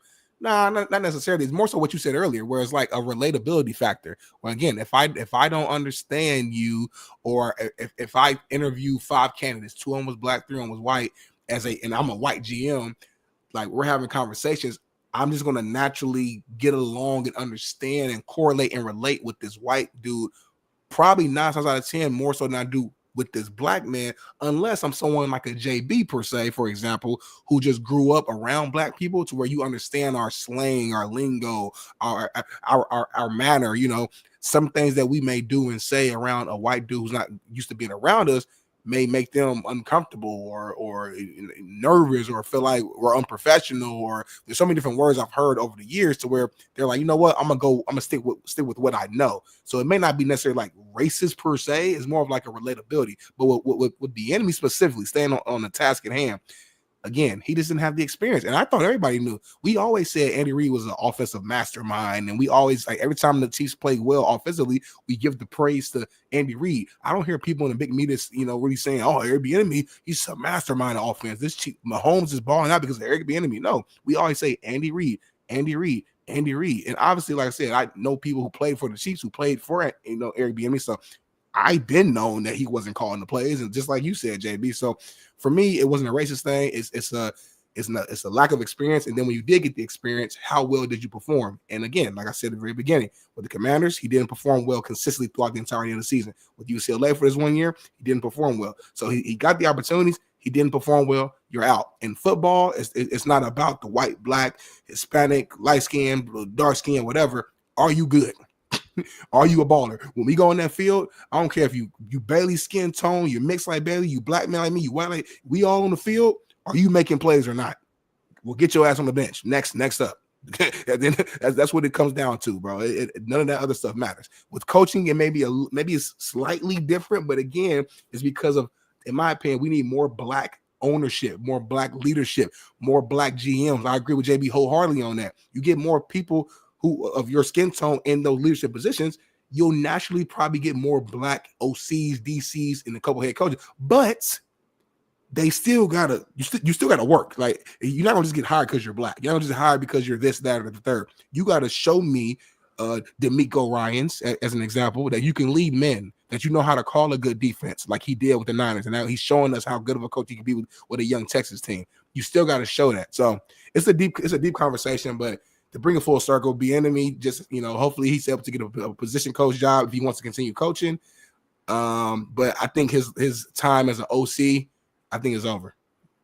Yeah, this is just it's so deep, but it's like the Rooney Rule to me sets up brothers for failure. It's a slap in brothers' faces, in my opinion, and it's a catch-22. It's a double-edged sword for black coaches to take the interview. And I've talked to guys like Marvin Lewis and other black coaches, Hugh Jackson, friends of mine that I've known for a long time, who have broke it down and been like, you know, my argument was, why take the token slap in the face interview when your agent already told you Mike McCarthy's getting the job, i.e. Marvin Lewis. Marvin Lewis took an interview the day before the Cowboys hired Mike McCarthy. The day before, because it fit the Rooney Rule. Just check the box, basically. And I asked Marvin, and I asked Marshall Faulk on this show. I said, don't take the interview. And Marshall agreed. He was like, dog, he knew a day before he wasn't getting a fucking job. And now what happens is you take the job, you take the interview in Marvin Jones' case, and then the next day they hire Mike McCarthy. And then it's like, why did I go through all this? Why did I go through all the process? I already knew who was getting the job. And then to me, it's just like, oh, the NFL checked the boxes, but the brother, the actual interviewer in Marvin Jones in this case, or Hugh Jackson in many cases, to me, it's like a black eye. Yeah, it's a black eye on all other black coaches that have the opportunity to take the interview. I just think something needs to shut it down and say, no, I'm not taking this token-ass interview, because I don't believe Sirianni was the most qualified coach to take the Eagles job. I don't believe J.J. Redick should have took over for Darvin fucking Ham, who now proven me correct. And I believe there's those scenarios every single day in life, at all jobs, CEOs, public trading houses, fucking Walmart. I don't care. I think that's just life in society. I think we have to deal with that shit. And I don't know why people just continue to use that when it comes to this man, Eric Bieniemy. At the end of the day, we all know Andy Reid was the play caller. And now we've seen the difference between Cliff Kingsbury, basically with the same team, with a new QB, albeit, but the same team, and the offense is night and day. I'm just saying, you still got McLaurin, you still got Robinson, you still got the same O-line, you still got the same defense, and Cliff Kingsbury's offense is head and shoulders better than Eric Bieniemy's was last year. I mean, it just is what it is, and that's just fact. So it ain't a white thing, it ain't a black thing, it's a result thing, and I wish we would start doing that when we hire, whether it's black hiring white, white hiring black, I don't care, because I grew up where I've hired mostly black, and so have every coach I know. Now, you could say that's for the recruits and the 90% player being black and all that shit. I keep it real. I tell you every scenario.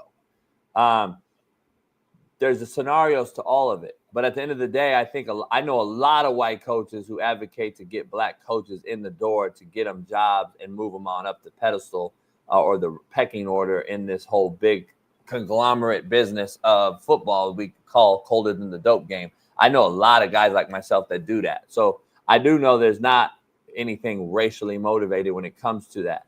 On the other side, is there racism still going on? Fuck. Isn't there racism in every fucking thing we see? Yeah. I think it goes both ways. So I'm just saying, black on white, white on black, brown on red. I don't give a fuck what it is. I think everyone has something out there that's ulterior motive when it comes to their own livelihood and scrubbing their own back and protecting their own selves. And if they're going to go out and say, all right, you could be a threat to my job. Come on, dog. We've seen more brothers hate on brothers than what we talking about. You know how many brothers I know hated on my homies to not get them the job so they can keep the job? It happens everywhere, dog. And you know how many white folks do that shit to white folks? Come on now, you preaching, man. Nah, it's deep, man. I'm glad it was a necessary topic. I didn't know we were gonna go that deep on that topic, but I'm glad it happened. And love your opinion, love the opinions in the chat. I want to go to white people shit though, real quick. Switching gears here, ending up with a little comedy, a little funny, a little laughs before we go to our first commercial break. We still got a lot more of the show loaded, so make sure y'all don't go nowhere. But Bailey, let's pull up white people shit. Let's see what you got today. You cannot get a DUI on a horse in the state of North Carolina. Look it up. Now, I can get a DUI when I do my buggy, but I cannot get a DUI on a horse. I was watching this YouTube.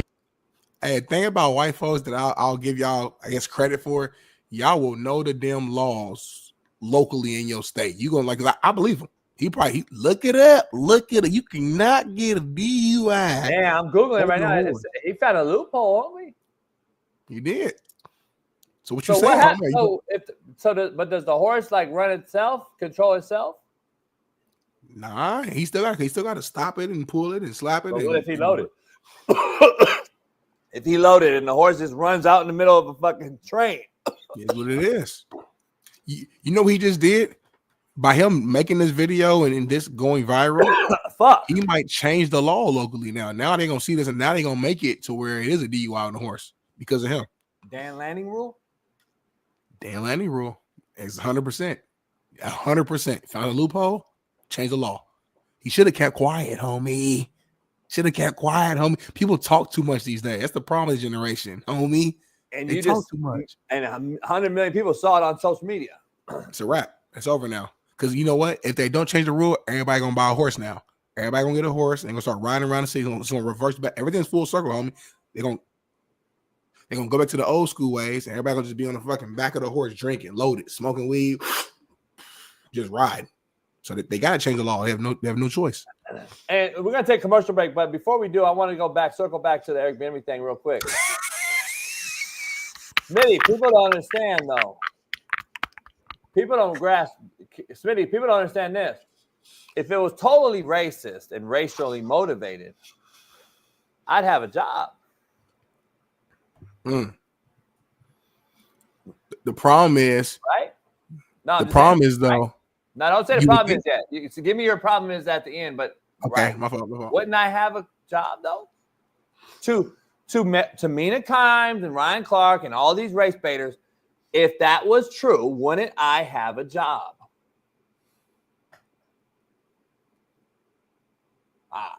I'm just asking the chat, dog. I'm just asking everybody out there. I just want to know. No, I won't have a job because I help too many brothers. I've been on record helping too many brothers. Okay. And white privilege has never been a part of my life. Never. I've never benefited. I've never benefited from white privilege. TB Trucking said no because you're a felon. Hold on. I know it ain't true, but it's kind of funny though. That's a bold statement, right? Like, I wish I had felonies. I don't have any. I could get money if I had some. Damn, JB. I love the assumptions, but no, I don't have felon. I'm not a felon. But anyway, Netflix makes people believe anything. But anyway, I would have benefited, I thought, by now. I don't know. I still can't get the job though. Fuck. JB, you're not the typical quote unquote white coach, white guy that they look for. There's no typical though when it comes to right on the job application. White, not typical white. I never seen that. Have you? But with coaching, ain't no application, homie. You told me that. Ain't no LinkedIn application where you go on and apply. You can go on Career Builder and apply. So it's different. The people know though. It's the same thing. They check the boxes for you at the 4-year level, Smitty. You don't fill out application on LinkedIn, but guess who does? The AD, president, the collective. Right. So they already have filled out your resume. They've already filled out your job application. And you were on a show that had 400 million views, so they looked at how you coached and how you were depicted and how you spoke and how you talked and the language you use, and they don't understand it or relate to it because it's different. Again, so when I say the typical white dude, I'm saying most white. Let's be real, bro. We ain't got to sugarcoat it. Most white dudes don't talk like you talk. Most white dudes don't have the language that you. Most white dudes don't bang on homies. Most white dudes don't know what that means. If I say bang, they don't know what I'm talking about when I say that. Here's the point, though. So they're putting you in a similar bubble as brothers because that's who you was always around. Yeah. Here's the problem I have, though. The problem I have is in a weird way, it almost is racial. in the opposite way. Here's why I say that these cats don't think outside the box. If it was me, if I was in position and I go on and put the suit on, and, hey, Joe, hey, how you doing, Bobby Joe? If I could flip it and play the role and play the game and get an AD job, right? I'm looking specifically to go hire JB. Because I know if I'm really smart, and these motherfuckers claim to be so smart, they hold a PhD and they hold a master's and a double master's and they hold all these degrees. If I was them, I'm going out to find me, JB. Because if I'm that smart as you claim to be, Mr. President and PhD holding guys that don't even hire your own fucking people, if you're that fucking bright and smart, You would go find the JBs of the world and say, you know what? This motherfucker's a chameleon. He's the guy that gets the players. He's the guy that can get us over the hump that players want to run through a wall contrary. So like he's white. He can relate to black players. He can relate to white players. He grew up in the struggle, can understand and relate to them. He also has got a little money to him. They understand the people who've been privileged. He's been in he lived so many different experiences. He can relate to all. I'm with you, but these hires don't know. When you put if somebody and I've had this conversation, right? And I've talked to people that have known this too to be true. Like Eric Weddle talks to a couple ADs that know who I am, and they brought my name up to certain people. Here's the conversation. So they have like this plus and this minus list. The risk, the reward. Yeah. It's all bullshit. The risk is all bullshit. It's all soft and it's all fucking narrative pushed. Not one of them really wants to break down the brass tacks of truth. They all want to talk about a show that they weren't even part of, never saw the real meats and potatoes of it, and they just want to taste the sausage, Smitty. They don't want to see how it's made. They don't want to see how it's made. They don't want to know that it's really rat and possum, and they don't really want to know how they go out about and actually put down the cow when they hit them with that deal. They don't want to see that. You don't want to watch that. You just want to taste the good meat. You want to taste the ribeye. I mean, I'm just saying, dog. It's fucking crazy. Like you'll allow certain people to have jobs forever in Art Briles, who ran one of the craziest on campus fucking assault rinks ever, and then you get a job at a high school. The most influential level in football, you give him a job to. Make it make sense, dog. JB, before we go, this is the realest show, so we got to keep it real. Let me ask you this. Earlier we were talking about Bieniemy, and we're talking about, it's not about race, it's about how good as you do. Now, you have a track record of being successful in high school, also in college. But, and you know I ain't dissing you. I'm just, you my homie. I'm just keeping it real. Your last season wasn't your best season. For whatever reason. My question for you is, do you believe that played a role? Like, let's say that last season you went, 9-3 or whatever. Even with all, you went 9-3, balled out. Do you think that would change things? No. Or okay. Not at all. We've had that conversation. Yeah, we've had it with other guys. They don't care. Nobody cares. Nobody looked at my record. I've got a JUCO head job 7 times. I've gotten jobs from one year to a next year, and I was 5-5. I rebuilt a place. I was 5-5. I got a head job at a new place. Got you. The next year, I go 8-2 one year. I get a new job at another place. I've been 4-6 one year, and I got a new job at another place because they know I rebuilt this from what it was to what it is, and they understand. If real hiring parties understand what you've done, if people would really realize overall winning record at Independence, right? Only bowl championship in the history of the school to this day.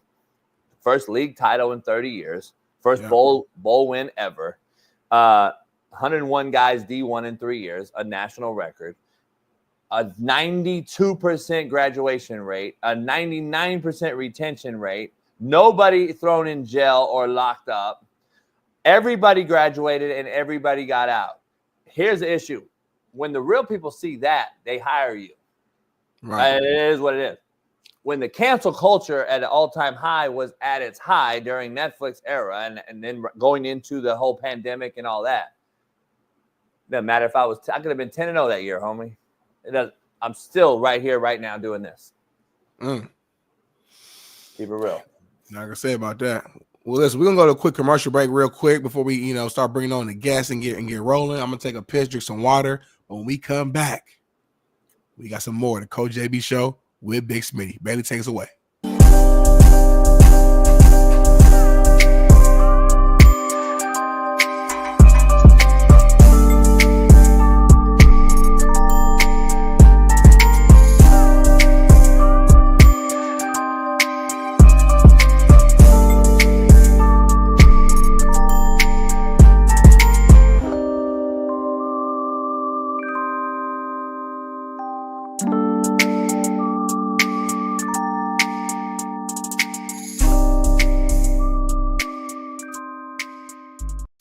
What up, what up, what up, man? This is a proud new sponsor of the Coach JB Show with Big Smitty, and it is First Round Performance. Yeah. Make sure you head on over to firstroundperformance.com.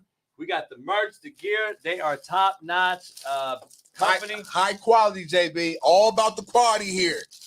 Workout gear, exclusive gear. What's that right there, JB? By the way, nobody else in the country or the world has this short right here. You can put this short on. It helps your back. It helps your hamstrings, helps your quads as you work out. What? You can wear these right underneath your workout shorts or what have you. It's kind of like a girdle, but very, very comfortable. Shorts Against Syndrome. It's SAFS. Go head on over there and check it out. First Round Performance. JB, they got workout bands.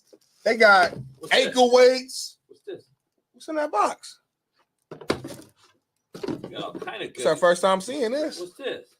I'm nervous. What's that? It's a 40-yard dash electric timer. You can go get your workout on with the light and the strobe, the whole deal. Firstroundperformance.com. Oh, you just turned it on, JB. Bam. You want that smoke? Go check it out. I know you ain't trying to race me, I JB. might race Smitty and smoke him. You ain't trying to race me. You scared of that life.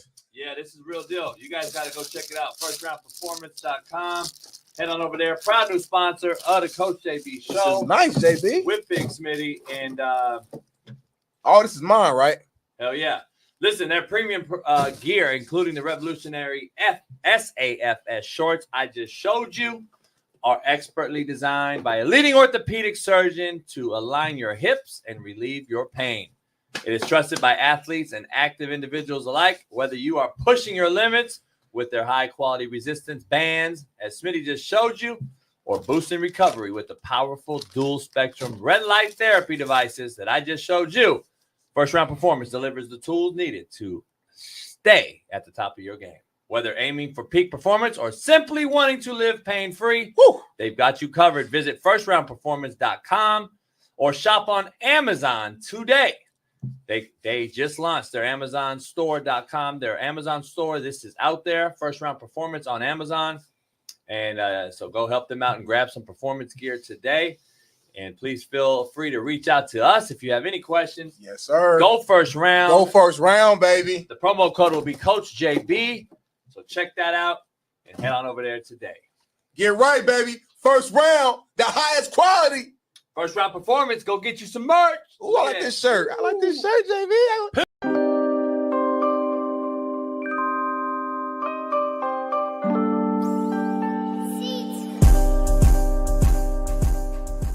There's a video going around of Oklahoma State head coach Mike Gundy, who had to move his press conference to a Zoom after getting headbutted by his cow. To a zoo?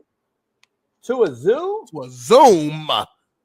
Well, check this out, a homie. Little run-in with my cattle over the weekend, and I guess they've been watching this play and got headbutted. So I've got a bad eye that I didn't think would be particularly enjoyable for people when they were looking at my pretty face in a live interview.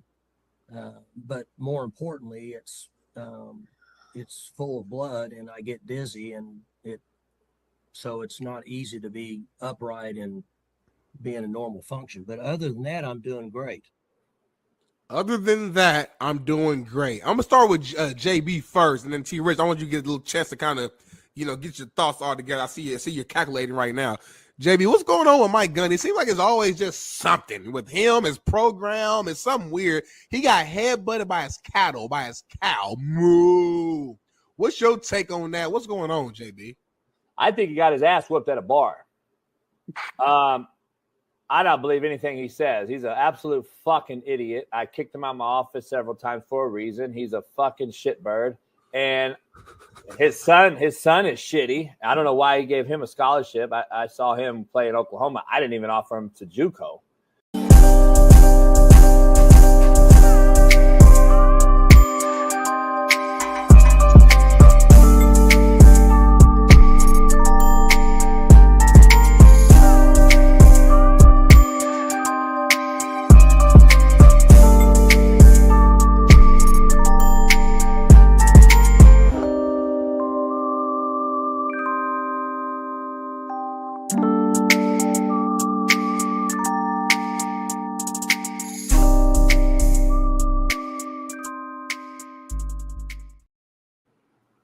back. We are back, JB, man. We flowing, we rolling.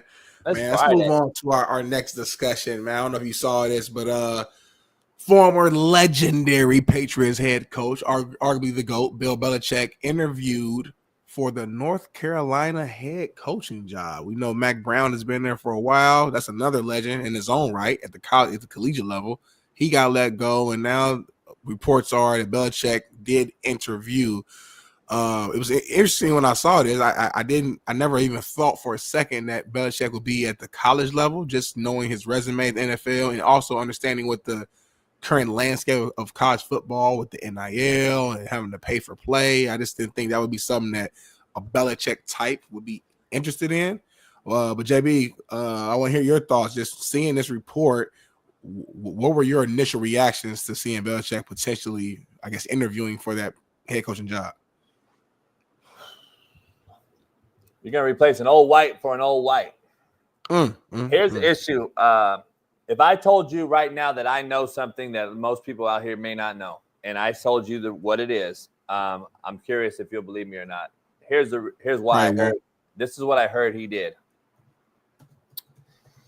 He interviewed to get a guy interviewed. Say that one more time. He didn't interview for the job. He interviewed the AD at North Carolina to hire his own son. So you flipped it. It was more so Belichick was interviewing him. Fucking right. He's the right fit for his son. Fucking right. He interviewed the president, the AD, and every fucking buddy else. You think he got interviewed? Come on, man. You really think people really out here really that fucking blind that really think that Bill Belichick would even need to interview if he wanted a job like this? That's a good point. It's a phone call. Yeah, I'll take it. Fuck it. It ain't no fucking interview. That's a good point, because I know Denzel Washington got asked when the last time he had to go out and test for a role. He said I did that in 30-something years, homie. You gotta fucking wake up, homie. You really think he's gonna go and get a suit and tie on and interview for fucking North Carolina when his girl is fucking 22 running around the campus? Get the fuck out of here. Are you kidding me? Will you guys wake the fuck up? Do you think Bill Belichick's going to go coach at North Carolina? What's this girl doing, JB? Running around campus? Do you really think that he is going to do – seriously, Smitty. Just Smitty. Yeah. Really? Yeah. People out here really thinking that this motherfucker is going to be their next head coach. North Carolina fans are, Bill Belichick.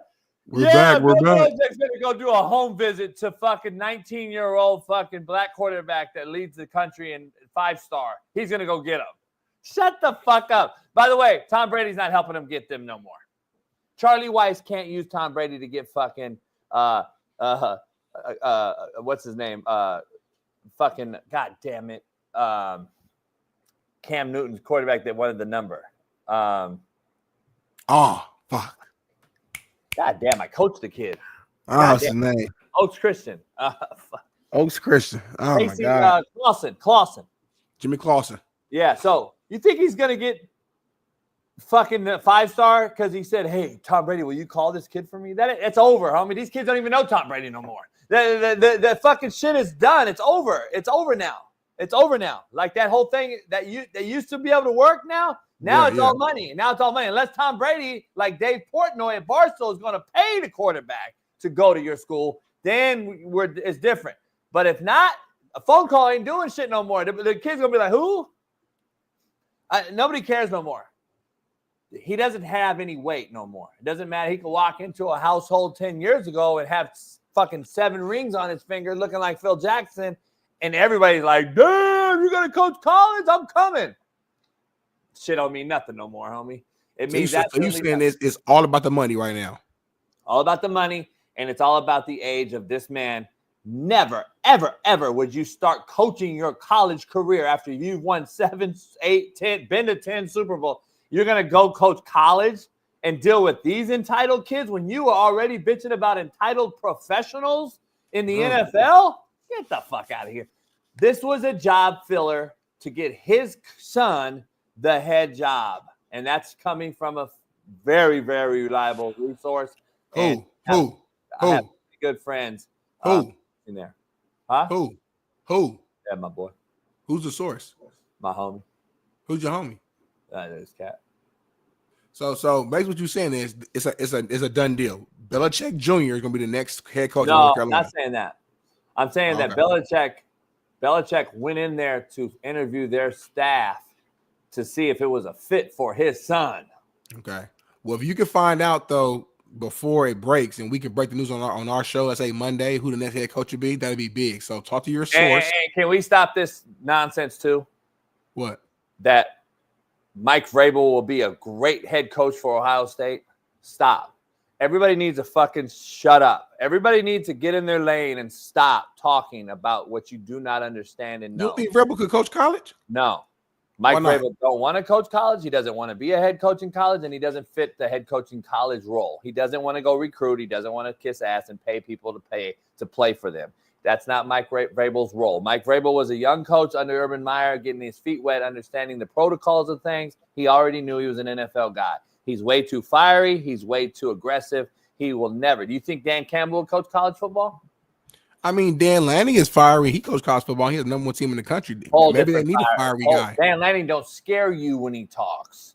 Mike Vrabel and Dan Campbell would scare a 17-year-old kid. There's a huge difference. Dan Lanning's my boy. I mean, I'll text him right now. Let's go hammer the helmet, guys. Let's go get him now.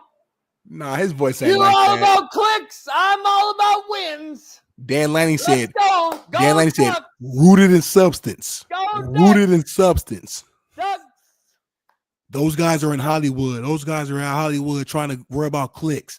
We're here in Oregon. We're rooted in substance. Hey, motherfucker, we'll tear your motherfucking kneecaps off, bitch. That's who the fucking Detroit Lions are going to be. My son can't go play for this guy. Son, let's go. Get out of here. Let's go. You kidding me, homie?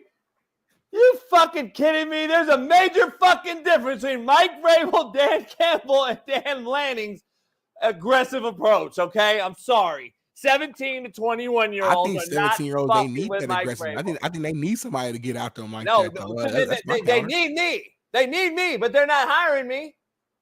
Come on, homie. We all need Mike Vrabel, Dan Campbell, and JB. You keep saying they need you, JB. You're not even trying to coach no more. You're not even putting yourself out there, so they don't know. They don't know you in the market, homie. They don't know you in the market. That's not how it works. Campaign for yourself, homie. No, never. I'm not begging you to like me. Not begging you to like me. Your ego too big, homie. Smitty, it's not about ego, homie. It's about being wanted. If I'm not wanted, I'm not going to chase you down. If the bitch don't like the guy, stop chasing her. Sometimes you got to put a little extra work in, though. No, you don't. Yes, you do. Because if it ain't mutual, it'll never work. But the woman ain't gonna just run to you at the bar. You the man. You got to go to her first. You're talking about meeting somebody. I'm talking about established already. There's a huge difference, homie. I'm not the run-of-the-mill fucking G8 that's going to go out and apply for a quarterback coaching job. No. But listen. Well, I'm saying that's the same thing with the female. If you already your last girl broke up with you. Your last girl broke up with you, but you still got a history of being a great man and a guy who makes money, look good, dress good, take care of your woman. But for whatever reason, y'all split up for whatever reason. Y'all had differences of opinions. So now you at that bar, another girl sees you. She knows who you are based upon your history of who you are, but she still is waiting to see, I wonder if he still want to do this thing. Can I give you the truth? Yep. Can I tell you the truth so you don't even need to waste this breath anymore and have it like in the bar with your homies? You don't even need to talk about it. You can just tell them, hey, nah, JB broke down and told me it's not going to happen. So you don't even need to have that. Free game. Let's do a free game Friday. Hey, no disrespect, homie. But JB already broke it down for me. I already know the truth. All right. Yep. This is already a done deal. Like these guys are I know too much in the coaching world. I know from Sark to Lane to big time high school coaches all around the country. I talk to all these guys. I'm embedded in this game for life because of the people that'll still be coaching it that I either coached or got jobs for. One of my kids at India is coaching with Eddie George. I helped him get the job. One of my former players is the DB coach in Northern Colorado. Helped him get the job. My boy right now, Coin Dang, who played at Cal Berkeley, who played in the NFL for the Falcons, played for me at Indy, is coaching at Oregon State. They'll all come on the show and tell you who got them the job. So I know what's going on. Here's what I'm going to tell you so you can just cut it out and say it to all your boys. JB told me I already know. Yep. They're firing guys like me every day, and they're trying to get rid of guys like me every day so they can hire soft pussies that will be yes men. So why would I go back to that environment? That's just fact. They're firing guys like me or even close to guys like me every single day. In high school, college, and the NFL. Look at it. It doesn't take a brain surgical genius to figure out what you see in the NFL roaming the sideline, what you see roaming college, and what you see at the high school level. I just presented to a I'm not going to say nothing, but very, what I thought is what I thought. So I'm just saying, Smitty, this is the new age order. And if it does, maybe it'll change now that we have a new guy back in. I don't know, but it ain't going to happen in 4 years. You know what I'm saying? It ain't going to happen in 4 years. It ain't going to be like, oh, shit, let's get the JVs and the Mike Vrabels and the Dan Campbells back on the sideline. Let's get Bill Parcells and them back on the sideline and get rid of Mike McDaniels and these fucking analytics. It ain't going to happen that fast, but I'm just telling you, yes, Smitty, go ahead. My cousin Keith Smith made a good point, though. He countering what you're saying. He said, then why haven't they fired PJ Fleck? What do you mean? I don't get it. That doesn't make sense at all. He's saying PJ Fleck is just as fiery as you are, just as much of a man as you are, just as aggressive as you are. Why haven't they fired PJ Fleck? I'm very confused. Can you break down this? Because I'm lost. I don't Keith get Smith, it. you Where's said the correlation. He said they're firing guys like you left and right. Guys like you, fiery, aggressive, speak their mind, etc. So Keith, my cousin, said, then if that's the case, if that's true, why hasn't Minnesota fired PJ Fleck, a guy who's like you? You're fucking around, right? You're trolling me to go at him? No, I was curious. I thought it was a good point. You want me to go off on him? I'm saying you just text me before, homie, and tell me, hey, I'm gonna put out this troll text because PJ Fleck and me aren't even close, right? You know that, right? I mean, he's a player's coach. He's had a winning track record of success in the MAC in Minnesota. He's a proven. I mean, he's a guy who's fiery, yells at the refs. He's a younger energy guy. He's a guy who goes on the field, actually will do the drill for you to show you how to do it. You know, I got coaches that I've taken from PJ Fleck's staff and guys that I've sent to PJ Fleck's staff. You know, PJ Fleck took Western Michigan to a 12-0 undefeated record or 11-1 record. Time out. Can I be clear on what I just said? Yeah. I'm probably the only guy in this that can even discuss it. I've taken a guy off his staff to be my O-line coach. His name's Lee Grimes. He's played at A&M, coached at the LSU. He coached Bailey. Right now, big time D1. I mean, he coached Bailey. Okay, so I took him from the staff. Yep. And I've sent a guy named Seth Hessness to the staff and then took him from the staff. When it's like it's like come on now. It's like Jason Whitlock and Stephen A. Smith. Hold on, homie. Y'all both white, both bald head, both wear glasses, same beard. Had nothing to do with it. Same beard, mustache. The spectrum is as far off as Jason Whitlock and Stephen A. Smith. This comparison. Let me ask you this: Does he have a winning record? Yes or no? Can I ask you this? You got to be real, homie. You got to be honest. You got to answer this with a real. You can't do no Kamala shit.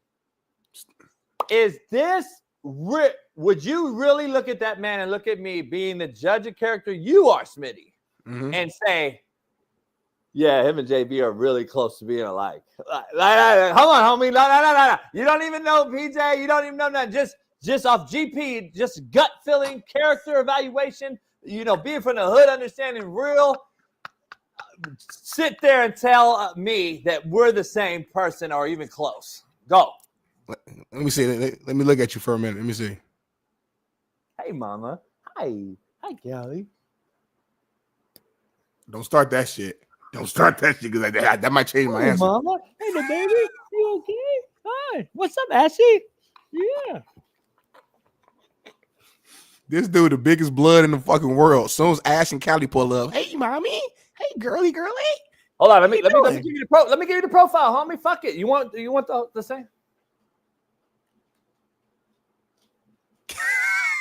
I say nah. Like, I'm being real. If I didn't know you, I would like, nah, they're not the same people. It's like I could tell by like your neck to chin area, just y'all different. Y'all different humans. Like y'all different this, different approaches. Like it just there's something about him that looks different. He looks weird. You guys stink, man. You guys gotta take a bath today. Fuck. They stink on me. Consuela. After you clean the house, can you wash them? Simon. Gracias. All right, what's Smitty?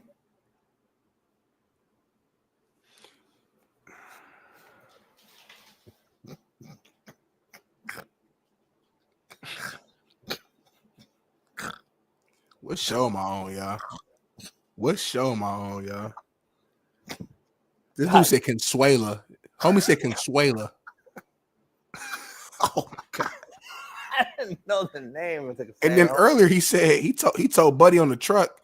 He said, I prayed the Jaguar Stadium's okay. What the fuck is going on? Hey, DMV Living said that PJ Fleck is me with the pullover mask. That's a good one, actually. That's a good joke, low key. He might be. He's lucky Hey, we're not members only here. He wouldn't even have been able to say it. Say we want about PJ, though. Say we want about PJ. That man wins. I played against the Cat. He gets his players motivated. What does he win, though? I'm saying he wins games. Where? Like, what games does he win? Western Michigan, he coached very well. That's how he got the Minnesota job. Did he beat Ohio State, Penn State, Michigan? Anyone? He's in Minnesota. He's not. He don't get. Now there's excuses. Now there's excuses. So when Urban Meyer won at Bowling Green and at Utah when he beat Alabama, I think people were like, "Oh shit, he deserves a job at fucking Florida. Maybe he deserves a job in Florida." That's the difference, homie. And the guys that can take that type of school and beat that type of school to get that type of school job. This guy's not that guy. He's a normal, run-of-the-mill, regular-ass dude. He's just a jag, another guy. That's all he is. PJ Fleck walks the walk. Boy, roll the boat, you fucking weirdo. PJ Fleck in 2013. Minnesota over the hump, Smitty. PJ Fleck in 2013. I was at Ball State. He went 1-11 with the Western Michigan Broncos in 2013. That was my sophomore year. We went out there, we beat them, we laughed at them. It was an easy win. Roll. That's always my strength coach played a video literally all week long. We were working out of PJ Fleck in the screen, just doing the roll the boat the whole week, just to piss us off, make us annoyed. It went 1-13. His last season with Western Michigan, he led them to a 13-0 regular season record and had an appearance in the Cotton Bowl, homie, with a MAC team. Say what you want about him. Going to the Cotton Bowl as a MAC team is huge. Who'd they play in that game? Cotton Bowl 2013. Number 15 ranked Western Michigan. Season came to an end, losing 16-24 to a loss to number 8 Wisconsin. I know. I already bro, knew that. No. Say what you want, bro. I played in the MAC. That's fucking huge. Yeah, but it's not anything special. You ranked 15th in the country at Western Michigan. Think about how the recruit you had to do. So was Tulane. So was Colorado. Think about the recruit. No. Timeout. Stop. You're not gonna do that. This is before the pay for play. So this was old school recruiting. I had to go to the room. I had to persuade you to come here. He didn't beat Alabama like Urban did at Utah. Like, when are we gonna start talking about stop accepting mediocrity? Urban Meyer, homie. Urban Meyer is one of the greatest of all time. Why are you comparing people to Jordan? Stop it. We're so mediocre now. We just love being cool. We just love winning a few games. But he had never beat Ohio State, Michigan, Penn State. Nothing that matters. What has he done? Give me fucking Minnesota job, homie. Give me Minnesota job. I'm beating one of them motherfuckers every year. I'm going to tell you right now. Well, I'm going to get somebody you he don't think have. so? Yeah, No, you I don't think so. I know You think so? I mean, know I so. love your confidence. Done it everywhere I've ever been. I love your confidence, homie. You think you would, but you don't know that. You don't know what you would do, I've done it homie. everywhere I've ever been. You don't know what you would do until you're there. Like, I've done it everywhere I've ever been. I'm sure every year, I'm sure he thought the same thing. As much as you say, I think so, you also need to flip the coin and say, all right, well, at least he could, because if he don't have the shot. So on one side you say you don't know because you won't see me. On the other side, you got to at least give me the benefit of the doubt and say, all right, let's see him, right? No, isn't that fair? Like, you motherfucker be killing me with the whole narrative of, well, you think. Well, give it to me then. See, that's the problem. Y'all are scared. See, I talk to you administrators all the time, Smitty. You think, well, no. I'll show you, but you're scared to do it. You want to talk over here, but then you won't allow me to show you over here because you're scared I'll take your shit. I'll take your bitch. I'm just telling you. See, people scared, Smitty. They're scared of the DMs that I get from these players and on these full rosters from these schools that are missing a coach right now. I'm just telling you, they're scared of that shit. But all you I love your confidence, JB. I do love your confidence. I do love your confidence, though. Smitty, there's a reason. There's a reason why. No, you should, as a man, like you should be very confident in everything you do. I'm not saying you couldn't do it, but I'm saying like he did it. PJ Fleck did it. He took the MAC team number 15 in the country. There's a reason why guys like me don't get let in the circle, bruh. I'm just telling all you out there. There's a reason why I'm not allowed in the circle. Sound like a victimhood mentality to me. But it's time to move on to one of my new favorite segments of this show, man. This time we're going to do a college football version of this. It's time for Ride or Die. It's college football segment. We got the big time conference championship games all weekend. So we're going to focus on college football. And JB, you are the lead for this, man. Ride or Die brought to you by BetUS, powered by BetUS. Go use the promo code Coach JB and tell them that we sent you. Ride or Die, JB, what we got? We got a betting segment for Ride or Die. Just so we know, we're giving you our takes right now, and we're giving you our Ride or Die picks and debates. So, Ride or Die, Smitty. We need some music underneath this or something like down the road, like a cool little instrument, you know what I mean? A little instrumental or something. Yeah, horrible production. Here we go. Ride or Die, UNLV or Boise State, Smitty. And I'm going to tell you right now, before you make your Ride or Die selection, Boise is -4. Okay, Boise is -4, and this is a over under 57.5. Who are you riding with or dying with? I'm riding and dying. I'm riding with Boise right now. I'm taking the point -4. They're gonna win by 5 or more. I trust Ashton Genty to go out there and continue his dominant season, his Heisman-esque season. And I think they're going to go out there and they're going to win this game. UNLV is a good team, though. They've been playing well. I know they had the little video of the football team doing all that little dancing and all that stuff earlier in the year. It was a cheer team. I'm playing around. But Ashton Genty is going to carry this team to a victory. I'm riding with Boise. I'm riding or die with my boy Barry Odom and the UNLV Running Rebs. They're going to get into the college football playoff with a win tonight, and I'm taking the over 57.5. This will be an easy 35-30 ball game, 35-32, 42-35. It's going to be a high-scoring affair. UNLV's battle-tested, played a very good Syracuse team to the wire, should have won the game. They beat a KU team. They beat Power 4 teams, Power 5 teams, whatever you want to call them now. I think Boise's battle-tested by playing Oregon to finale to a last-second minute type of game versus the number 1 team in America. These are two very, very worthy, group of 5 schools that are going to be in the college football playoff. But tonight, I believe in Get Back, Smitty. And Get Back is so, so sweet. UNLV to win it outright, taking the money line. BetUS today, UNLV money line over 57.5 points. All right. What we got next? Ride or die, Smitty. Iowa State or Arizona State. What a Cinderella story. What a Cinderella story. What a Cinderella. What's the spread? What's the who's favorite? All right, so the Cinderella story, Arizona State Sun Devils are 2 or -2.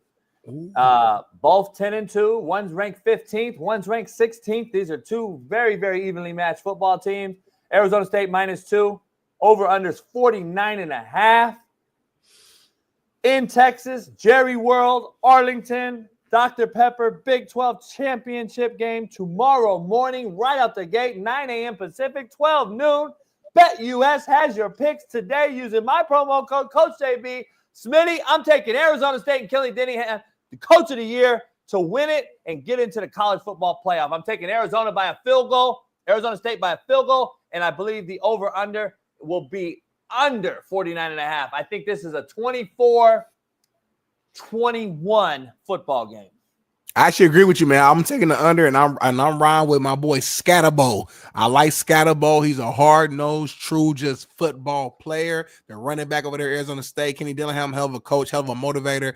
I'm taking them to win this thing as well. I feel like the energy and the juice and the aura, everything is on their side right now.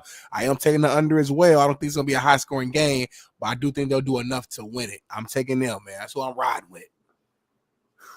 Scatterbo's going to be the focal point. Arizona State's going to have to throw the football. Arizona State is down a wide receiver. So Scatterbo will get the ball out of the backfield. They'll do some other things. This will be a very interesting game. This could be either way. I'm scared on the under. I think Arizona State wins the game, covers the 2. I'm scared on the under, though, because I could see this being a 34-31 game as well, going over. I'm scared about this one, man. I want to change it before we get out of this team, off this team. You know what? I'm going to change it to the over. Damn. Yeah, because I'm doing this live. I'm doing this live. We're doing this live. We can change it before I put the lock pick in. I'm gonna say Arizona State, Iowa State goes over the line. I'm gonna say they go over to 49.5. I think this could easily be a 25-25 game, Smitty, going into overtime. Clearly, that just tells me, because I'm just saying 25-25 is 50. So yeah, I'm gonna have to go over. And I think I'm persuading you as well. I'm gonna go over the line. But Arizona State wins by 2. I'm staying under, homie. Ride or die. Shaun King may have something to say about this one, but Tulane or Army, Smitty? Woo-wee. Listen, I respect Shaun King. That game is tonight. That's tonight. That's happening tonight. All right, before I answer, who's favorite? Do the whole thing like you always do. Who's the favorite? Who's the minus? Who's this? Who's the plus? What's the over? What's the under? I need the full thing. Let me know. Tulane coming in this game favored by 5. If they're -5, and this game is over the line, over the number is 45.5. That's easy money. That's easy money. I'm riding with, I'm sorry, Shaun King, you ain't gonna like this, but I'm riding with Army. I'm riding with Army, man. I just think the way they playing right now, that hard-nosed, physical run style, they're gonna go out there, they're gonna control the clock. They gonna dominate. Tulane's gonna make a couple mistakes on defense, and that's all it's gonna take for Army to get going and get those drives going, get it sustained. I'm picking the over, and I'm picking Army to win this game. I'm riding with Tulane in the Green Wave tonight. I got them winning by 5, and I'm definitely taking the over the line, 45.5. I got Tulane winning by 5, and I got the over-under at 45.5 over the line. I'm taking Tulane winning this game, beating Army, and just being a spoiler because Tulane cannot get in the college football playoff. They lost. They just had a couple late games. They should have. They lost to Memphis in their last game. This was a disappointing one. They had an opportunity to be in the conversation if Boise were to lose to UNLV this weekend. But you know what? They're out of that. I think they're playing spoiler. No question about it. I would lock pick this if I were you guys on BetUS using my promo code Coach JB. I got Tulane tonight by 5, over under 45.5 over the line. Smitty, ride or die. Here we're getting into brass tacks now. Georgia or Texas? Who you riding with? This is a tough one. SEC championship. Georgia at their best have shown me some good things. Texas at their best has looked like they might be the most dominant team in the league. It's tough here. Who's favorite? What's the over-under, JB? I need that. So this is very interesting, man. The over-under the line. Over-under is 49.5. Very, very, very tricky number. Vegas has put on this. BetUS has put on this. Texas is -2.5. So here's the issue. Texas basically got stymied against Georgia at home earlier this year, about 4 or 5 weeks ago. Georgia won that football game, being the sole loss of Texas Longhorns. Texas needs to get some get back. I believe in sweet revenge. I see an issue, though, Texas runs into tonight with a hungry Georgia team that seems to be pissed off at the world by their head coach, Kirby Smart, who's going to have them play spoiler tomorrow afternoon in Atlanta, Georgia, Mercedes-Benz Stadium. It's in the A? Yeah, man. That changes my answer right now. I'm rocking with Georgia, homie. I'm rolling with Sark, man. I'm rolling with Sark and the boys. I'm riding with Texas, though, man. I know sweet revenge is a real thing. I'm riding with Texas in the A, ludicrous and all. 49.5. I'm going to go with the over. I think they finally have felt each other out. They're going to both score at least 25 points in this game. I think it'll actually be more of a shootout type of game than that's what I'm thinking. Yeah, I'm going to go over the line, 49.5, and I got Texas covering the 2.5. That 2.5 with the hook doesn't bother me because I think Texas will win it by a field goal.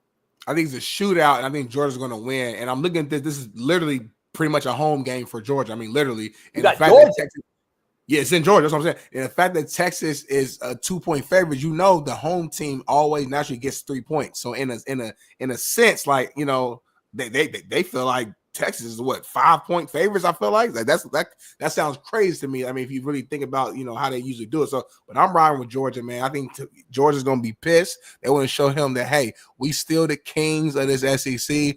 And Curry Smart trying to get him another ring on that finger. I'm going with Georgia. Before we finish this Ride or Die segment, we got a special guest joining us, a guy that knows a little bit about Tulane Green Wave and the Army game tonight. A betting extraordinaire himself. Our main man, Tampa Bay Buccaneer champion, Tulane Green Wave champion, and a Las Vegas native now.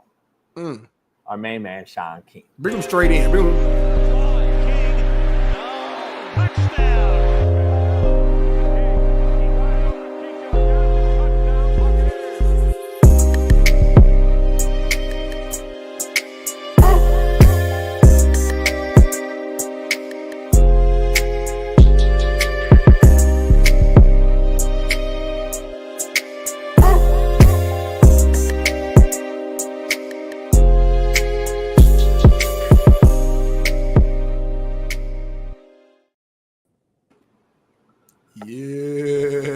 Dog. Okay. Got his Tulane green on too, by the way. I see you. Man, I had a power outage at the crib, man. So the neighborhood power went out. I'm waiting on the dude to come back. I'm trying to make this car internet thing work right here. It's working right now. We hear you loud and clear. Did aliens hit you? Maybe, man. That might be. They trying to derail my Friday. I wanted to go play some golf this morning, get ready, watch my guys in the AAC title game. They trying to screw up my morning, but you know what? I ain't gonna let it happen.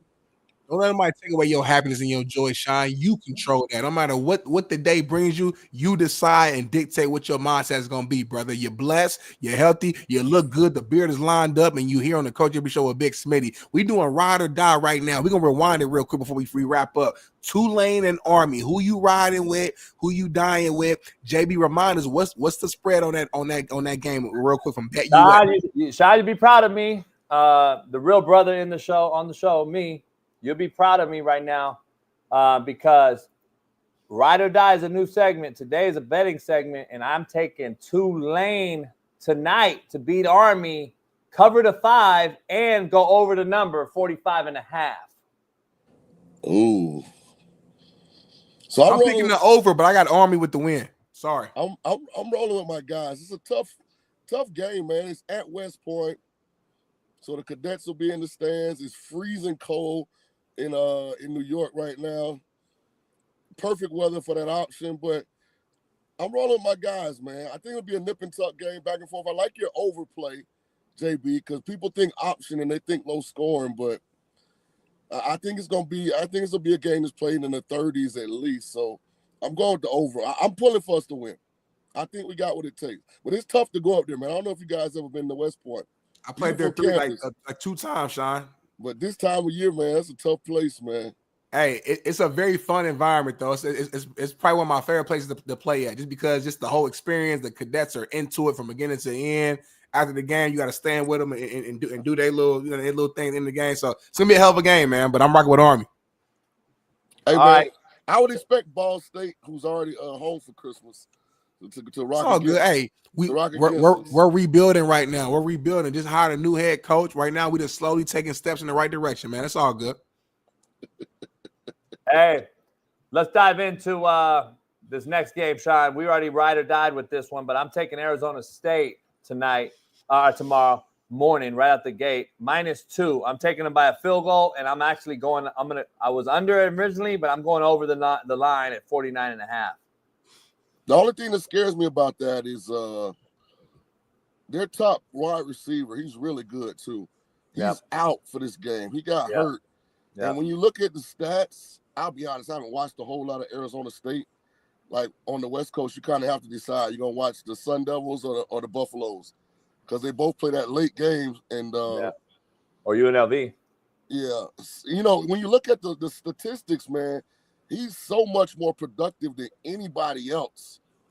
I just wonder how that affects him. I love the running back. They got a white kid, America. If you hadn't seen him, hey, he is toting that peel. Beast. But I'm gonna get emotional in this game. One of my good friends, Anthony Beck, I used to work with his son Rocco, and Rocco's the starting quarterback for Iowa State. So I'm gonna go with Rocco to have a big game and get it done. But that's my emotions. That's not my pockets talking. Yeah, I'm rocking with Kenny Dillingham as the coach of the year, and I think they get into the college playoff with a win. From your experience, when you have a guy that's so much more productive catching the ball, like it just puts you in a weird spot, because you've depended on him for so much.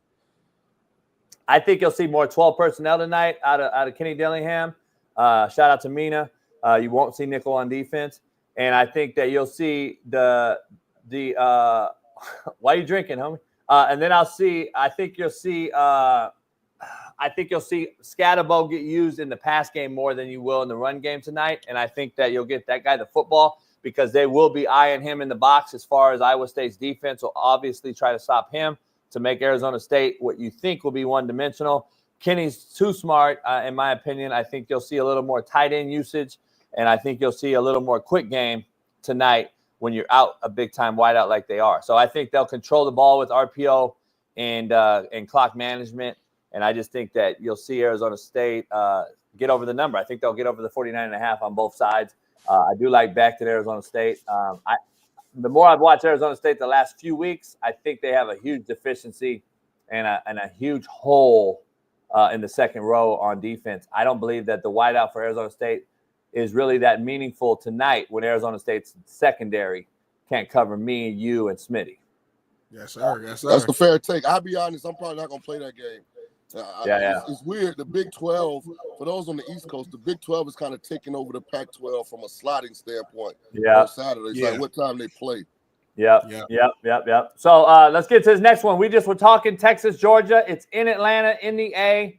Ludacris probably going to perform. You're going to have Texas -2.5 in a get-back game. Shaun, you were here at the Palooza Lounge when we watched that game. Georgia won. You picked Georgia to win. Georgia won that game. This is an over-under the line, 49.5. Texas -2.5 in the A, in Mercedes Fieldhouse, Ben Stadium. I got to take Texas and a get-back. Sark needs this win. Sark has to show that I can beat this team and go into the playoffs on a momentum swing high. I think Texas gets the win. I think they win by a field goal here late. I think this is actually going to be more of a shootout game than a low-scoring game like the first affair. Georgia. Georgia. All right, Listen, y'all, it is what it is. I'm riding with Georgia again, Shaun. Ray Smitty. Here's what makes me nervous. Texas is the better team. But for some reason, Texas under Sark has fell on their face in these situations. Last year, semifinals versus, was it Washington that boxcarred them?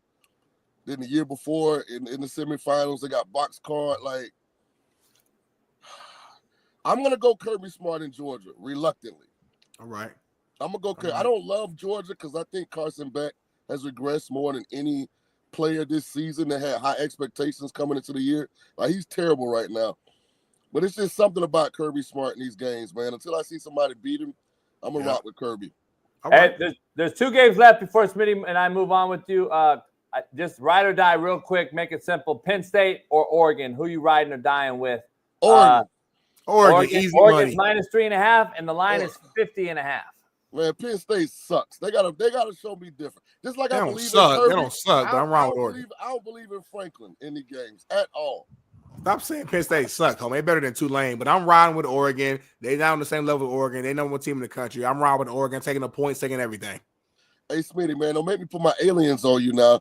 It will be no Tulane slander on the Coach JB show. The alien's not on your side right now, homie. They shit on your power. You in the car. It's the Coach JB show with Smitty. So But you understand, look. From the with guy.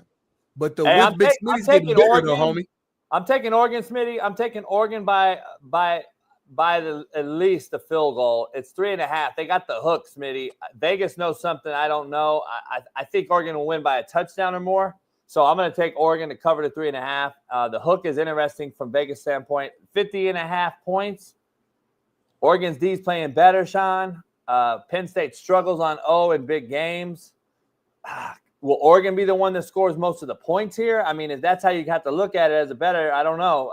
I don't know if Penn State can keep up with Oregon. If Oregon scores 27, 28, 35, which they're fully capable of against a decent defense in Penn State, does Penn State score 20? By the way, for those who don't watch Penn State, they got a Brock Bowers type talent. Yeah, they got a big time tight end. 44 is the real deal. He was killing USC, wasn't he? He plays quarterback, running back, tight end, slot receiver. He do it all. Yeah. Hey, real quick, the last game. Who you riding or dying with on this one? Clemson or SMU? Ooh, I'm riding with Clemson on this, man. Listen, it's gonna be a tough one. SMU -2, Smitty. SMU -2. Over under 55.5. I'm taking the under. I'm going SMU. This is not the normal Clemson team. It's not. They're not dominant athletically like they have been in the past. Defense nice though. D-line nice, homie. Yeah, I'm going SMU. I'm going SMU to win and cover. I'm taking SMU to win by a field goal because the line is -2. Head on over to BetUS today. I'm definitely taking the over, Smitty. 55.5. SMU can score. Clemson can score. This will be SMU's decent on D, but they haven't played a team like Clemson, in my opinion. I believe that the quarterback gets rolling at Clemson. I believe this is a shootout type of game. I think this is definitely over 55.5. I'm taking the over on this one all day long. Smitty, we'll move on. Yes, sir. Yes, sir, man. Hey, we're going to find out what's going to happen. I'm excited for this weekend, but let's move on to another big topic we got here on the rundown, man. It's the perfect person to have on here for this topic because you told us and you told me the other day, Shaun King, you had some beliefs and thoughts about who UCF may look to or could potentially look to for their next head coach, talking about Coach Prime Deion Sanders. Well, report came out yesterday that UCF has been asking about USC head coach Lincoln Riley to be their next head coach there. So I want to ask you, Shaun King, just your thoughts on seeing this report and the possibilities of Lincoln Riley leaving SC to go to UCF. None. Zero. You have zero thoughts. Yeah, no, zero chance that happens.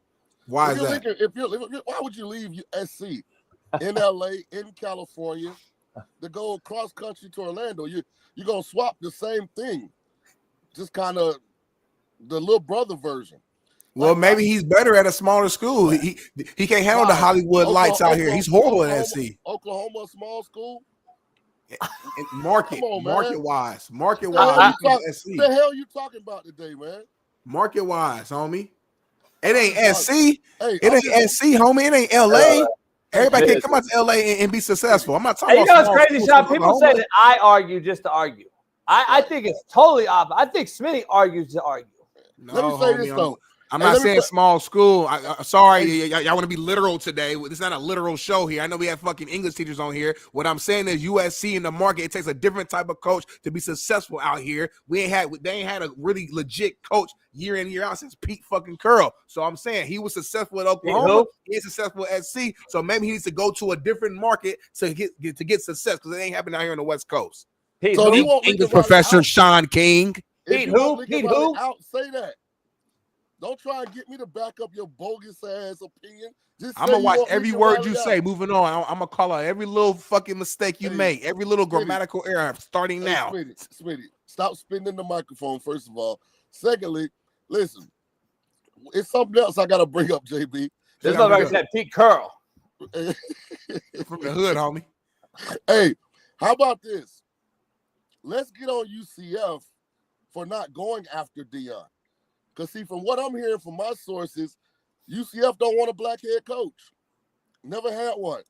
They talking about Scott Frost coming back. I told Smitty that I've heard from reliable sources that job's been offered. Like, think about, like, I thought it was a no-brainer to go after Prime. He's from Fort Myers, which is up the road from Orlando. He gets back in Florida. It's the same conference. All you got to do is match the bag.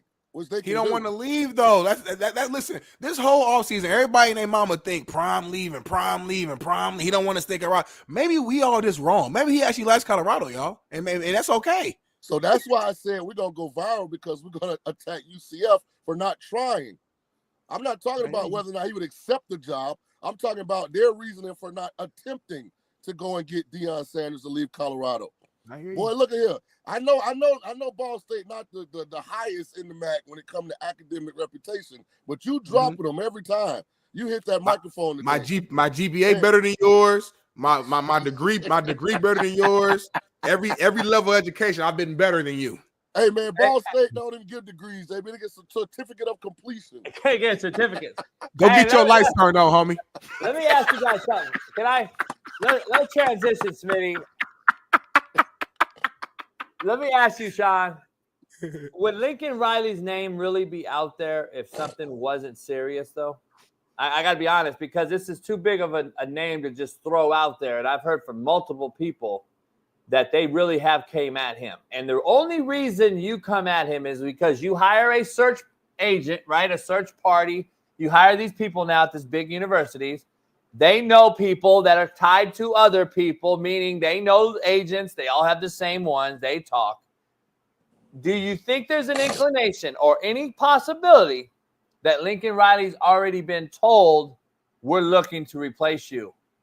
And then UCF says, hey, we know you're about to be replaced. Would you just come over here right away and make it a seamless transition where it doesn't look like you were fired at USC?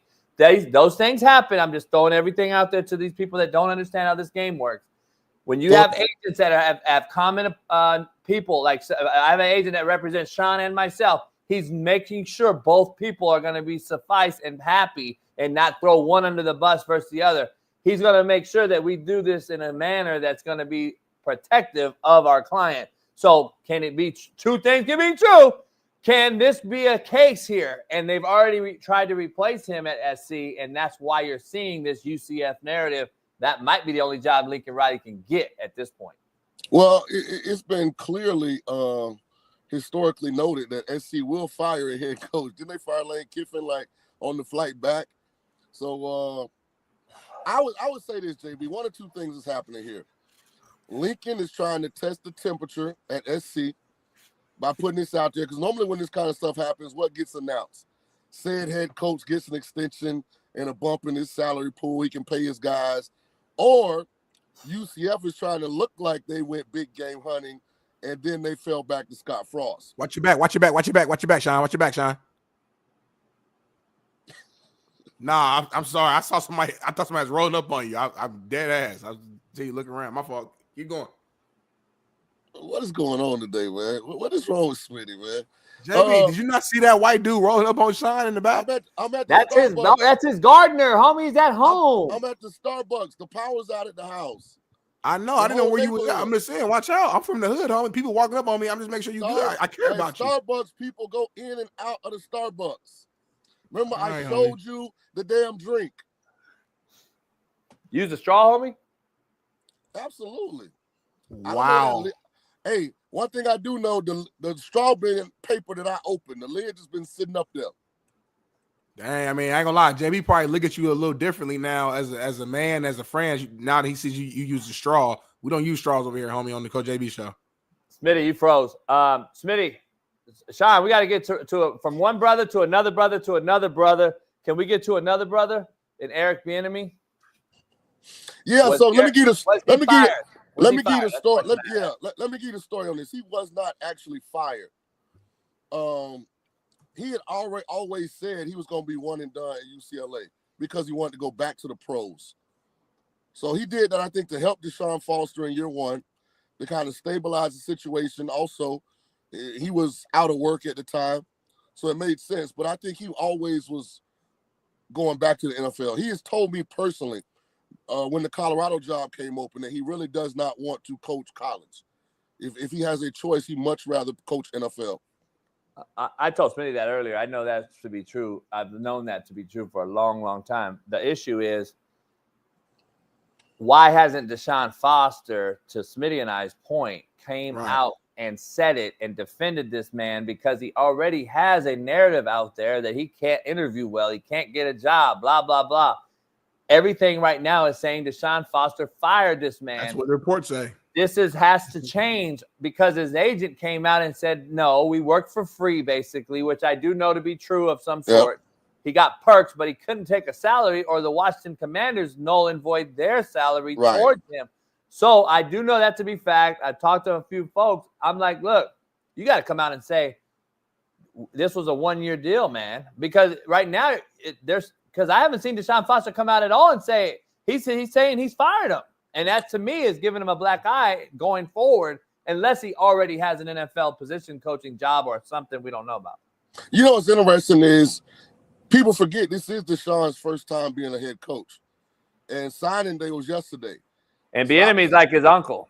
Right. I can see a bunch of scenarios where Deshaun is on the road trying to make sure that Smitty don't flip to Indiana and JB's son don't switch to Washington. Like, this is his first signing day. I can see where he got a gazillion things going on. Yeah, but I also defended EB and said to Smitty earlier, this would be a great honorable thing to do at this moment because it is signing day, and signing day just happened. And EB would not. EB's too real of a dude to go lie to a kid and say, I'm staying here, come to UCLA, and then I'm out. So he got out right now before the second signing period, so he knows that I'm not here. I'm not lying to nobody's kids, and I'm gone. To me, it's honorable. I got to know where Deshaun at least can make a publicist can make a drop of a thing. Hey, we did not fire. I know it's come out as a mutual part, blah, blah, blah. But I think Deshaun needs to come out and say, hey, JB, let's put some context on this too now. When you go back and historically look at the first year as head coach of UCLA, Deshaun Foster at the media days, Deshaun Foster earlier in the year, it's not like he's great at the podium. So they might be telling him, hey, dude, just coach football. Hey, you got to at least you got to hey, if I'm Deshaun Foster, I know Deshaun somewhat. Listen, motherfuckers, I didn't fire this motherfucker. He's good. He's going to move on. We agreed to it before the year. Holla. I'm in LA. I mean, that's all he has to say. Before we transition, though. So you guys saying this is a one-year deal. He's always known he wants to get back to the NFL. He's getting back to the NFL as a running back coach, or you guys think he's trying to be an OC? Because I don't see no team hiring him as an OC. His track record as an OC is not good. If we're just being, I know he's y'all friend. I'm not trying to like diss him. I'm just being real. Like, his track record as an OC isn't good. So like, I disagree. What NFL team's gonna hire him as their OC? See, I think there's this narrative out here. I keep defending my boy, even though I'm the first one to say he's never called a play in Kansas City. I don't understand how you keep saying that.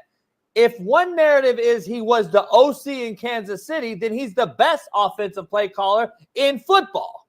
Right. And then on the other side of the whole thing is if he didn't call a play, then it's a racially motivated act that he's not getting a job. So I'm trying to figure out which one is it, homie? I was the one saying he never called a play. I was called racist. But now it's come out, and now he's never been a good OC. Well, which one is it, Ryan Clark? Because the motherfucker was apparently the play caller in Kansas City. If that was the case, he'd be the best OC in football. So I'm trying to figure out what is really going on, Shaun King, because I'm trying to keep it real here.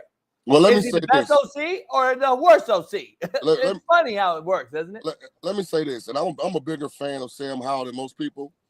Yeah. Eric Bieniemy went to Washington, and Sam Howell threw for 4,000 yards and 20-plus touchdowns with maybe the worst offensive line in football. So anybody that says he's a terrible OC don't know what they're talking about. UCLA got markedly better as the year went on. They did get better on offense. So they I did don't know get what better. people talking about. But Smitty, you gotta look at it like this. It's your homie. I get it. I would do the same thing. If my homie was coaching, I would do. I can't be mad. I would do the exact same thing. So I can't be mad at you. First of all, get out your fucking feelings for a second and learn. I'm not in my feelings. I'm not in my feelings at all, homie. So watch this. So it's about to be what, 5 openings potentially in the NFL? And what does the NFL do? All they do is recycle the same guys from team to team. Thomas Brown gets fired from the Panthers. Didn't do a good job developing Bryce Young. Gets fired from the Bears to have an impact on Caleb Williams. Not to attack Thomas Brown. He's just a name that's right now in the position. So Bieniemy is going to be an OC or assistant head coach, running back coach somewhere, because there's going to be a lot of jobs open.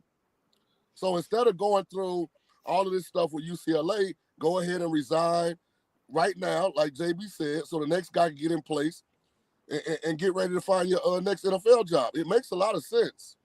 But let me ask you, Smitty, and Shaun, and I'm not defending, because I can't defend a guy I know and still say he never called a play and be called racist. I don't understand how that works. I was the first one on racist thing. I don't know who called you racist. No, I know you. I know you're not. Yeah, I'm saying, like, I was the first guy to come out and say, I know for a fact Bieniemy don't call plays in Kansas City. I was called a racist by everybody. I thought we all knew Andy Reid was running the show. That's what I'm saying. But we don't, because Mina Kimes and all these other people obviously. I don't watch ESPN, so I don't know.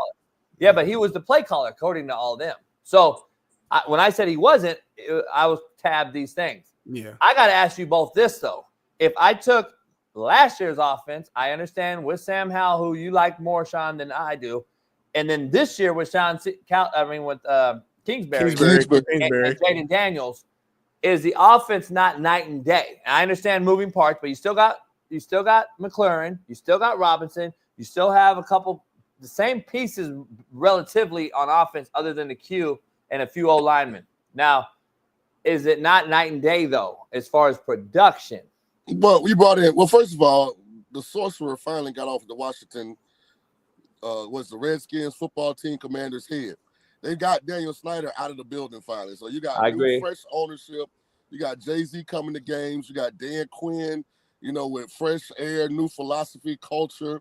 Kingsbury's got Jaden Daniels, who's probably the most gifted under 25-year-old quarterback in the world as far as like everything that he can do skill-wise. So, I mean, it's a different dynamic there this year than last year.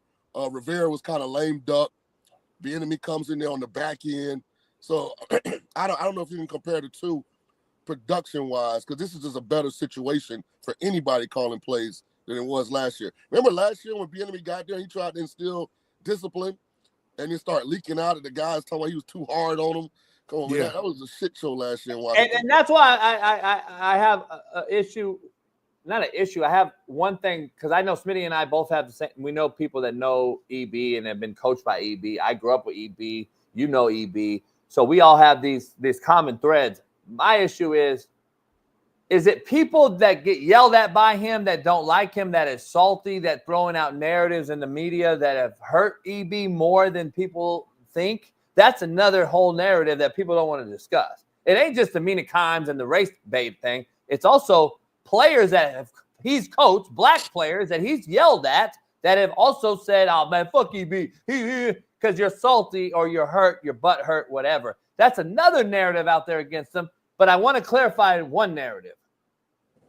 He would not have got a job at UCLA, the number one academic institution, sports academic institution in America, the most national titles in America, one of the biggest schools in America enrollment-wise, if he had an issue at Colorado with some sort of DV case that everyone keeps wanting to bring up. Stop bringing it up. He wouldn't have fucking got a job at another college institution, okay? Stop with the whole violent take and all this shit that he did at Colorado.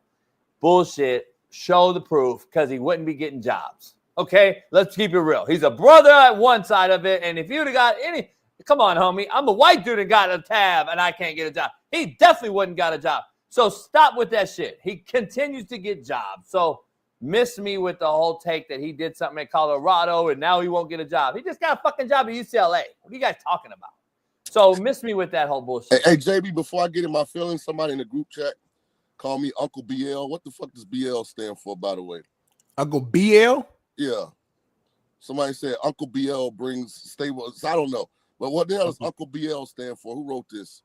I ain't never heard of Uncle BL in my life. Body line? Jay Steezy. Huh. What does Uncle BL stand for? I won't have to run no fades when I come back to Somebody tell me in the chat. I've never heard of Uncle BL. Somebody said blunt lips.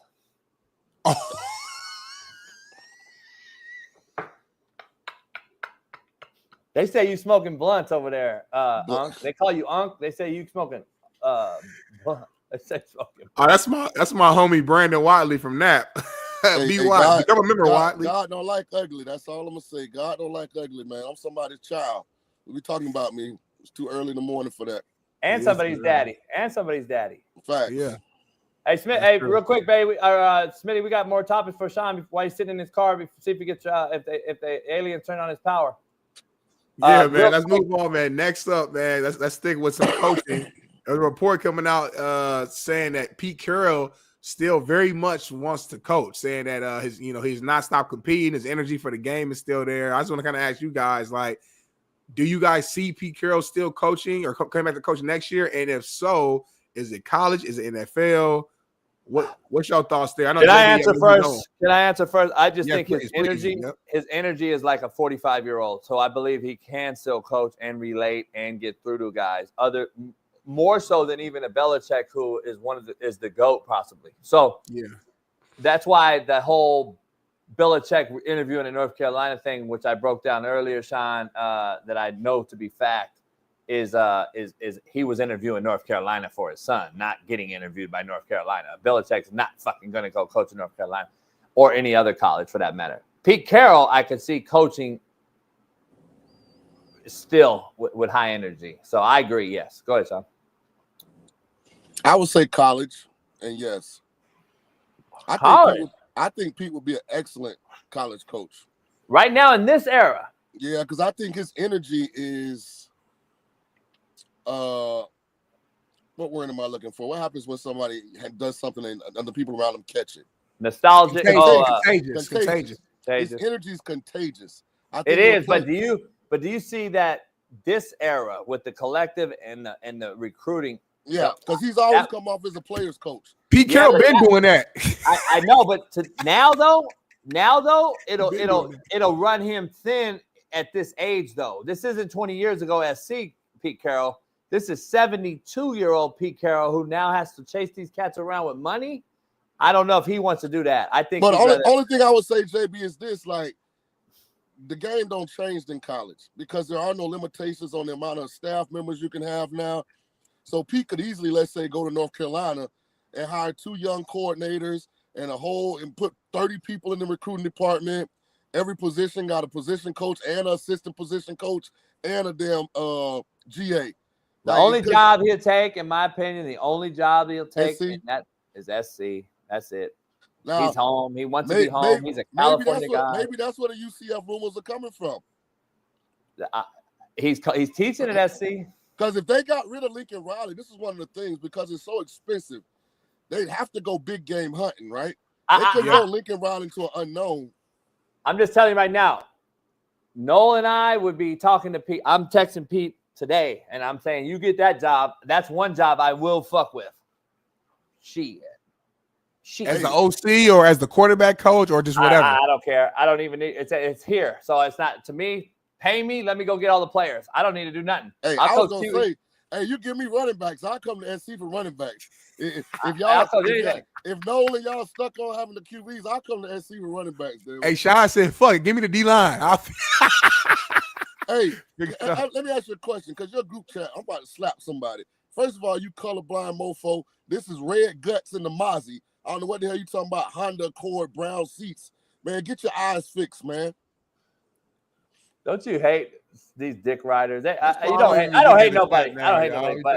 But it's comical. I'm trying to tell you, I ignore the chat. They trying to mess with you, Shaun, just to get man, that. Red guts on the Mozzie, man. Get out Them of seats here. look good. You got the same Mozzie I have, Smitty. You got the same Mozzie I got. He got the same Mozzie. We were talking about Mozzie. Seats look good, homie. Hey, Shaun, real quick, the next thing real fast. Utah State finalized a 6-year deal for Bronco Mendenhall. Listen, a lot of New Mexico fans out here are very mad, upset. He was there for 1 year, blah, blah, blah. This man is a Mormon. And going back to the most Mormon state in the union in Utah, it makes sense. This man was at BYU. He's a BYU guy. He was at BYU. He's been at Utah. He's going back to Utah State. It makes sense. New Mexico is a stop in the road. Listen, I talked to Urlacher several times. Urlacher's like, dude, that job's an impossibility. They don't want to pay nobody. They're giving you peanut butter and jelly sandwiches on the road for their players. It is an absolute fucking impossibility to coach there right now. That's coming from Urlacher, legendary guy that knows what's going on, who even helps give money to him. And it's like, dude, it doesn't even make sense. I'm not even, he just like, it's an impossibility. I'm not mad at it, but stop with the loyalty thing because we already know this game has changed. Players ain't loyal. Coaches ain't loyal. Stop. Yeah, shout out to my guy Jay Steezy, too. Okay, I got you. Now, he said he was showing love. And I agree 100%. But they do got to rub you a certain way, when somebody leave you for Utah State. Like, they ain't leave you for Utah. Yeah, it's like Utah State. That'll put you in your feelings, man. Come on, Utah State. Like, come on. But I get it. It makes sense for Mendenhall. I actually called the game at University of New Mexico. They were playing Texas Tech when Tuberville was the head coach of Texas Tech. Loxley was the head guy at New Mexico. And I thought their facilities were pretty good then, but obviously they haven't upgraded since then. So, I mean, again, like those jobs like that, man, where you're in those states that don't have a great high school talent, it's tough to consistently win, man, when you got an out-of-state recruit for the majority of your roster. That's tough to do. Yeah, I agree. It's just that's a tough place, Shaun. It doesn't matter. This is a new era. Albuquerque. Hey, JB, I was downtown Albuquerque trying to get some of that good fresh guacamole. And no lie, man, it was, he might have been related to you. He kind of looked like you. He wasn't as tall, though. Dude was walking a goat on a leash.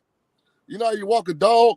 Yeah. The dude was walking a goat on a leash. I say, man, where the hell am I in this great country? Hey, listen, Albuquerque's got some cool little spots. Albuquerque is also mostly shithole, and it's got 1 million people now. Albuquerque's big town now. Isn't that what Breaking Bad was filmed? Wasn't that filmed somewhere in New Mexico? I think so. I'm not sure, but maybe. I know this much. Be careful, Smitty, going to Albuquerque from here. I'm about to ask you that. I know you got a legendary story about you driving out there. I grew up in a diesel truck with my daddy. You go across the country. I know all these little places. Gallup, New Mexico will scalp a motherfucker. They will scalp you. I'm just telling you. Those Indians are real Indians too. Those Indians. They will scalp your motherfucking ass in Gallup, New Mexico. Don't get it twisted. Go ahead and walk across the street on the 40 highway from a bar and see if you don't get fucking scalped. Hey, y'all see in the group chat, they saying Charles Huff left Marshall to go to Southern Miss. Yeah, I heard he was leaving. If that's real or not. That's crazy too. Is that a step up? Well, here's the thing. A black man can only live in West Virginia for so long. Right. Huntington too. Yeah, so I mean, at some point, like your family gonna be like, hey man, us or them. Like we gotta get out of here. We can't find no good soul food, man. Look, the liquor stores closed early. Like, man, we gotta get somewhere else, man. We can live a little bit. Ain't no good chicken spots. None. Hey, by the way, they putting raisins in the tater salad. Right. Hey, D. Rigello, you out your motherfucking mind. You better ask somebody in this damn chat right here if Indians left New Mexico, you dumbass. And they definitely ain't left Gallup, New Mexico. You a fucking ignorant motherfucker. God damn. Anyway, Smitty, last thing on the deal. Lonzo Ball told ESPN he believes wearing Big Baller brand sneakers may have played a part in causing the first meniscus tear he suffered as a rookie. His daddy hot at him. What's going on with this? The Ball, I think I don't think the Suns are as tight with their pops right now, man. I saw some little clip of LeVar saying he hasn't spoke with LaMelo, the youngest one, in like some years. I think he said years. Lonzo coming out with this. It's just like, I don't know. Listen, I understand sometimes you have issues with your parents or your family members. I'd rather keep that stuff in-house personally. Just because, everybody else needs to be in your business, good or bad. But I mean, this ain't the first time. This ain't the first time we've seen it. I'm talking about father-son. Shaun will remember. I don't know if Smitty, you'll know the name Smitty, but I don't know if you remember the beef because I was younger. But the Henry Bibby and his son Mike had major beef. They played each other every year and never shook talk hands or nothing. And Doc Rivers and his son had beef. So like we've had Kobe and his parents. I mean, I'm thinking about who else. I saw recently Baker Mayfield, I think, is like suing his parents for something. His dad. For like 12 mil. But let's just keep this one on topic because yeah. Do it look like LaMelo or Lonzo have ever seen a weight room? No. That's the thing. That might be Lonzo, Lonzo's body looks different now he did as a rookie. I'll give Lonzo credit. LaMelo, nah. That's his age, Smitty. That's age. Maybe hit that weight room a little bit, buddy. They're all soft. What's crazy? This is how gullible America is. They're from Chino. Them damn BBB shoes was like the hottest thing in America for like 6 months, man. Yeah. Remember LeBron came out, he was selling them shoes like hotcakes, man. Yeah. We might be the smartest, dumbest country in all the world. Hey, shout out to LeVar. I'm a LeVar fan. Hey, people can say I ain't got no problem with LeVar till he started so he could beat Jordan in one-on-one. Yeah. Other than that, but all that was just marketing though, and it worked. His son went number 1 overall. He got the hype around him, all can that. we be real? Have the kids played really since the fucking clothing brand? LaMelo is balling. LaMelo's balling this year. No, I know, but he's balling. Yeah, LeVar, not LeVar, but Lonzo LaMelo for the last 3 years. I love him. Yeah, motherfucker ain't played since the shoe dropped. It sucks though because Lonzo finally found the home in Chicago. Like his first year, he was shooting the ball well, changed his form, 3-point. He was actually playing good, got hurt, and then like you guys said, he's been hurt for 2.5 years. Zach LaVine, like they'll never be available. But LaMelo's balling. LaMelo going crazy. Yeah, say what you want. He immature, but he hooping. LaMelo be hooping. Yeah, shout out to all the light skin. Shout out to all the light skin mixed brothers out there. That's got more white in them than black. That shit dead, man. Since the Warriors went on that run, it'll never happen again. You'll never see a light-skinned dominated team win a championship. It just won't happen. We need to get Bailey and them all on one team and get Zach LaVine, who's a West Coast guy, married to a friend of mine.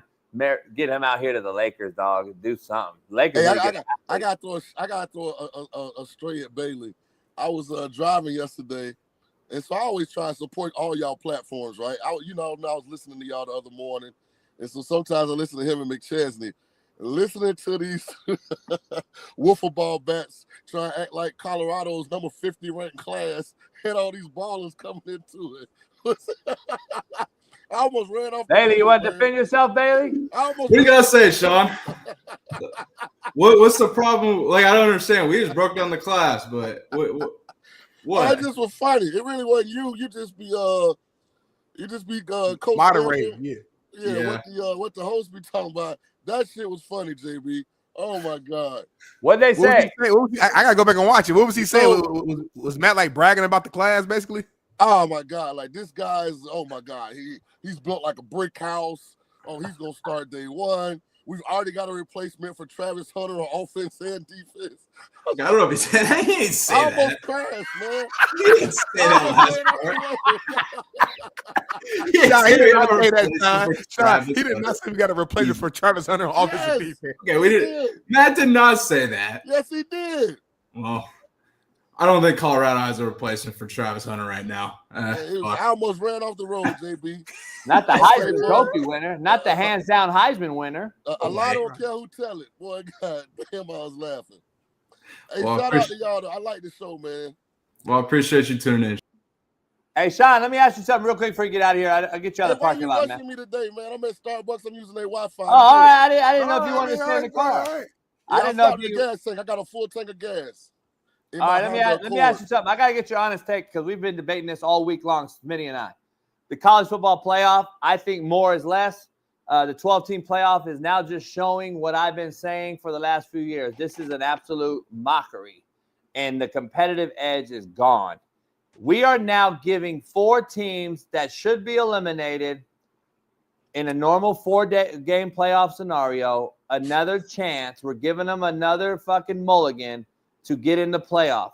Aren't these the same teams that all the fan bases across America have been bitching about because they're the same teams every year? No, JB, no. Yes, they are. Yes, it is. Like, I normally like agree with you, but you couldn't be so far from right on your opinion on this college football playoff. And here's what I don't get, JB. Why are you so against it before you even let it play out fully? Cook them, Here's Sean. why. Can I answer first? Let me just answer that one at a time. Let them cook. No, I'm going to answer that question first. He asked the question. Because next year they want to go to 14 already. So how are they wanting to go to another group of 14, but we haven't even seen 12, so I can't be criticizing 12? Not Come until you on, let it play out. And you too smart a guy, man. You understand 12 and 14 is not about competitive balance. It's about money. Well, that's what 12 from 4 is.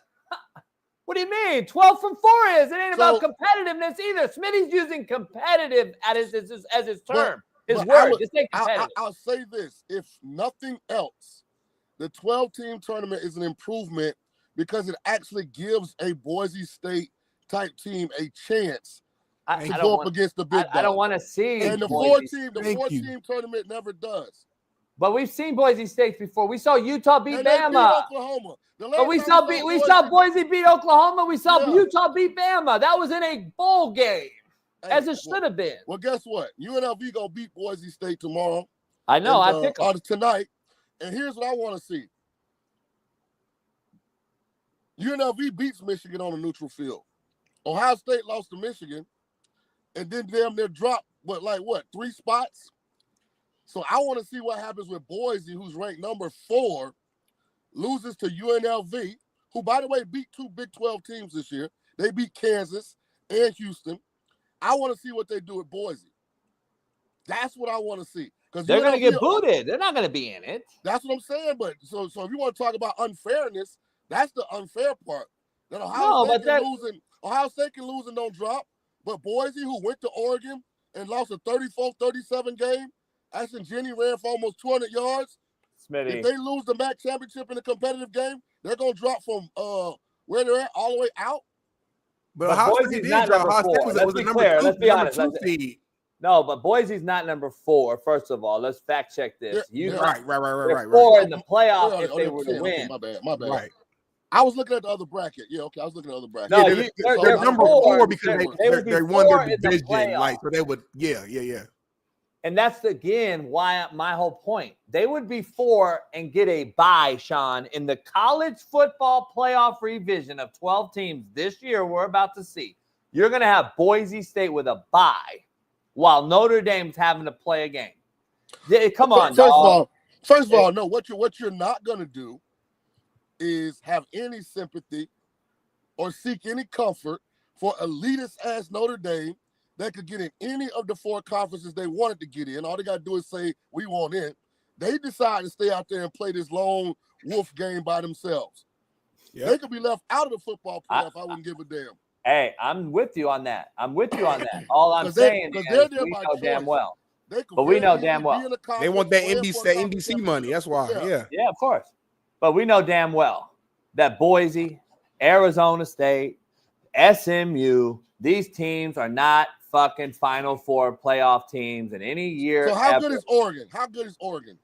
I don't know, but listen, that was Boise right after they played almost at Oregon and lost 37-34.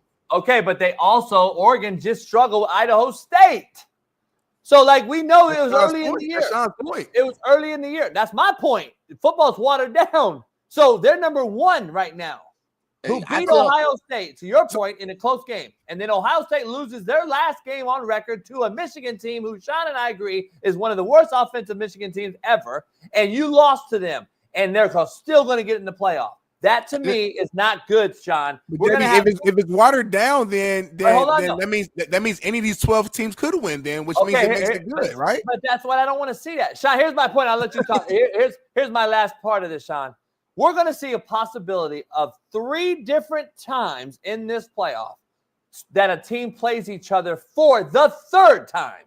That is not good for college football. I do not want to see Oregon, Ohio State play again. I wouldn't mind seeing them in the conference title game, but Ohio State wasn't good enough to get into the conference title game. To me, they should already be disbarred from playing in a postseason playoff scenario. They're done. They lost to Michigan and they lost to the number 1 team. I get it, but you lost the last game, Shaun. And we know over history, if you lose later in the year, it's probably harder to get in. Look at what happened to Georgia last year. So I don't want to see these teams play 3 times.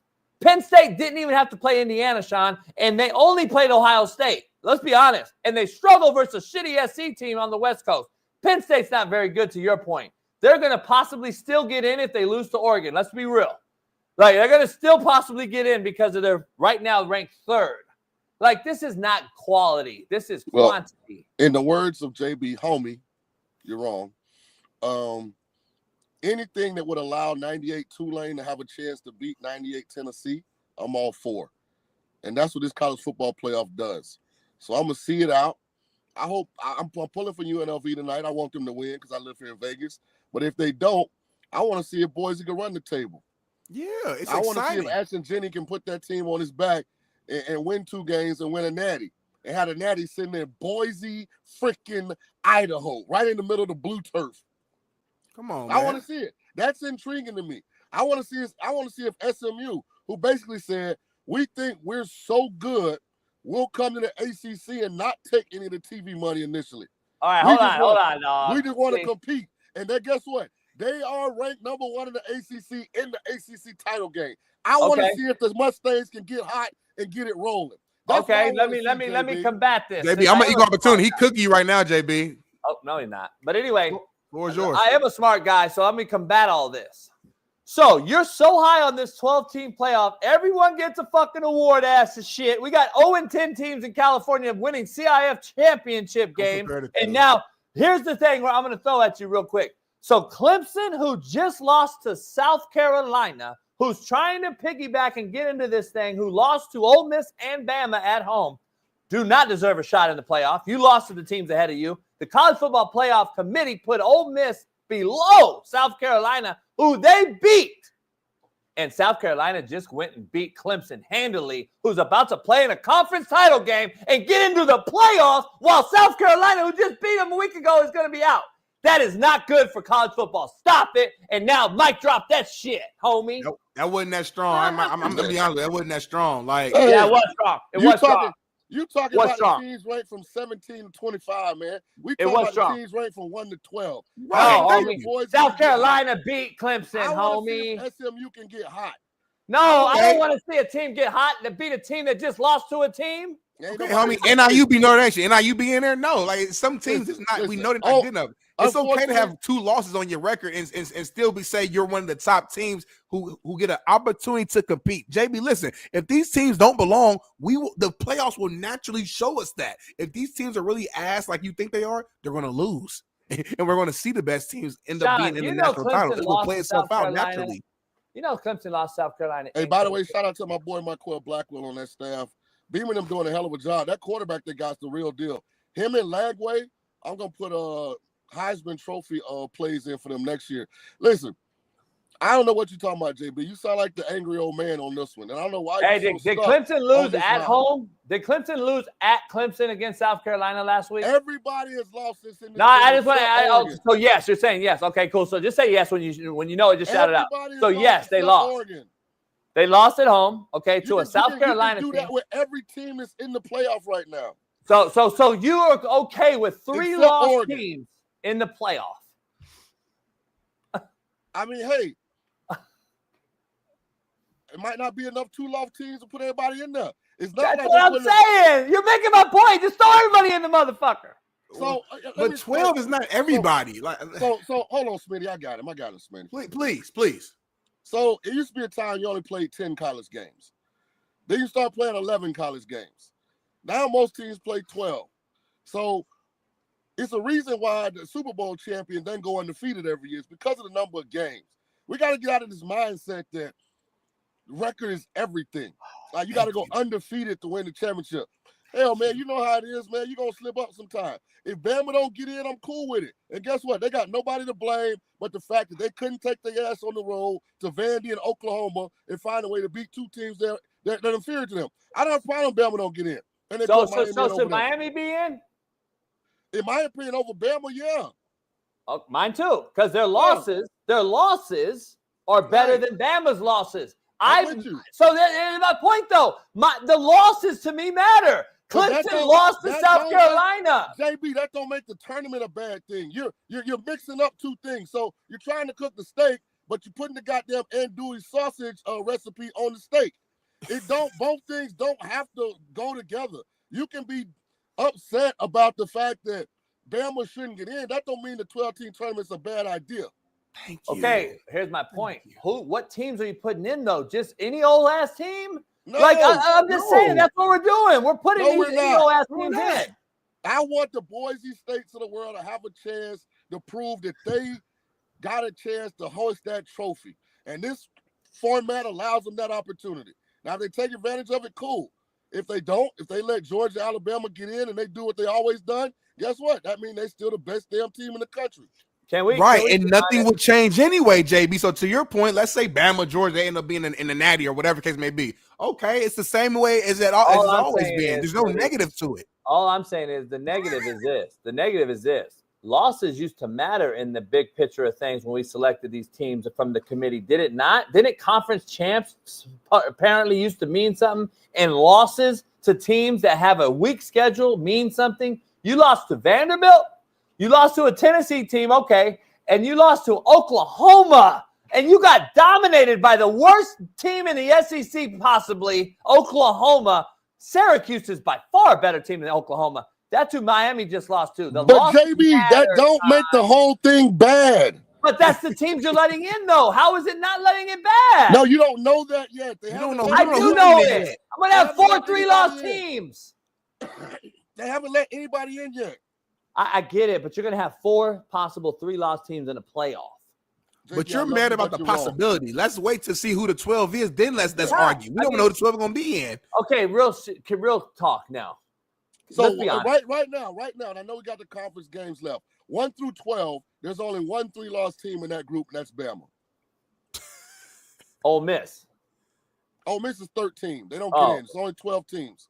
Okay, so Tennessee has 2. Based on the last ranking, Bama's the only team with 3 losses. Okay, Tennessee has 2. We got SMU, Indiana, and Boise in there. Let's just be real. Indiana's played not one team except for the team they got dominated by. Penn State and Indiana got the same exact resume.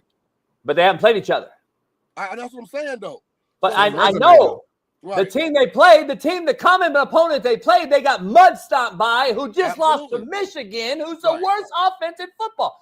That's what I'm saying. You're going to allow somebody in this group right here to get in the playoff because, honestly, SMU, hopefully they win, dog, because if they lose, I'm just telling you, you're going to have a monkey wrench thrown in this whole thing because now it's going to bump 11 and 12 out, right? Because they're going to be the conference champ automatic. Penn State, if they win, they're both in, which is even more mediocre because Oregon's getting in regardless. We agree? Yeah, they've earned it. Is Texas getting in regardless? What do you mean? So. See, that's my point, homie. What do you mean? They're fucking going to have 2 losses, both to Georgia. Yeah. So here's what I want to see. Because I like chaos. I think chaos is a ladder, in the words of Littlefinger. Shout out to Game of Thrones. I want to see UNLV beat Boise. I want to see Clemson beat SMU. And see how this thing plays out. I want chaos. Because obviously one of Iowa State and Arizona State is getting in because they're going to win the conference. So one of the 12 is already out. But I want to see 17 Clemson beat 8 SMU. And I want to see number 20 UNLV beat 10 Boise State. I want chaos. But that automatically puts UNLV in. Right. That's what I'm saying. And Boise's going to be out. Where do you drop Boise? Where do you drop SMU? Boise clearly gets out of the top 12 if they lose to UNLV. Does SMU fall below Alabama if they lose a nip and tuck game to Clemson in the ACC final? Yeah. They're not I want to see it. They're not, I want chaos. Let's be real here. Let's be real. We know the 12-team playoff was about money. We also know about the 12 teams they select. I promise you, they're going to pick teams that travel, dog. Let's be real. Money talks. What teams traveling to these bowl game sites? What teams are going to have a fan base that travel? SMU, no. Indiana, no. Boise, no. Hold on, Come on, dog. Hold on now. The first game is on campus, right? Yep. The higher seed, yeah. Right. So I mean, someone's gonna be unavoidable. No, that's the game. That's the game they already took on as a chalk up. They already chalked that game up. That's an in-house money operation. That's not like high school football. This first round is going to go to. Why do you think there's so many buys, Shaun? Because the first round's at home. That money's being pocketed by, let's say, Indiana. Let's say Boise. Let's say UNLV. That money's not going to the NCAA. They're worried about the big money in the second, third, and fourth rounds, where it's going to Mercedes, Arlington, and these other big places. That's what they're banking on. That travel. My point being, you got to play your way into those sites. You can't get voted into them. Right. Like, you got to play your way into that. Right. Right. So if you win it, that means you earned it then. That's the whole point. It don't matter what your fan base look like. If Boise, well, I can't use Boise because they're going to have a bye because they'll probably be high enough. That's my point. We're giving teams buys. So Arizona State and Boise will have a bye, correct? No. Arizona State. Not Arizona State. Not Arizona State. My bad. Yeah, Boise will have a bye. If Boise wins, they'll have a bye. Make sense. If UNLV beats Boise, the winner of Arizona State, Iowa State will have a bye. But make it make sense. A Big 12, Big 12 champ won't get a bye, but Boise, who's not even a Power 5, will. Let's be honest. The Big 12 was ass this year. Let's be honest. I get it, but it's still a Power 4 conference. It's still a Power 4 conference. Boise's not. It was Power 4.5 this year. Big 12. I get it, but that's again watered down. Power the whole 3.5. Shaun. Yeah, they're garbage. I think it's crazy. I hate to tell my homeboy the other day because I know a lot of people on the staff in Colorado. Y'all should have won 8-9 games. That conference is hot, molten trash. It is. Hey, let me ask you something real quick. Let's do some Factor Cap and get out of here. Appreciate you guys. It's a Friday, free game Friday. Factor Cap, Smitty. We'll start with you. Bring the energy. Factor Cap. SMU loses and still gets into college football playoff. Cap. They got to win and get in. If they lose, they out. Shaun? I'm going to say fact. I think it matters how they lose. If they lose in a scintillating, down to the wire game, I'm just telling you, they might still get in because there'll be 2 losses. I don't know it's guaranteed they drop them below a 3-loss Alabama. I don't think that's guaranteed. I can see it's SMU, first time in the conference, first year in the conference.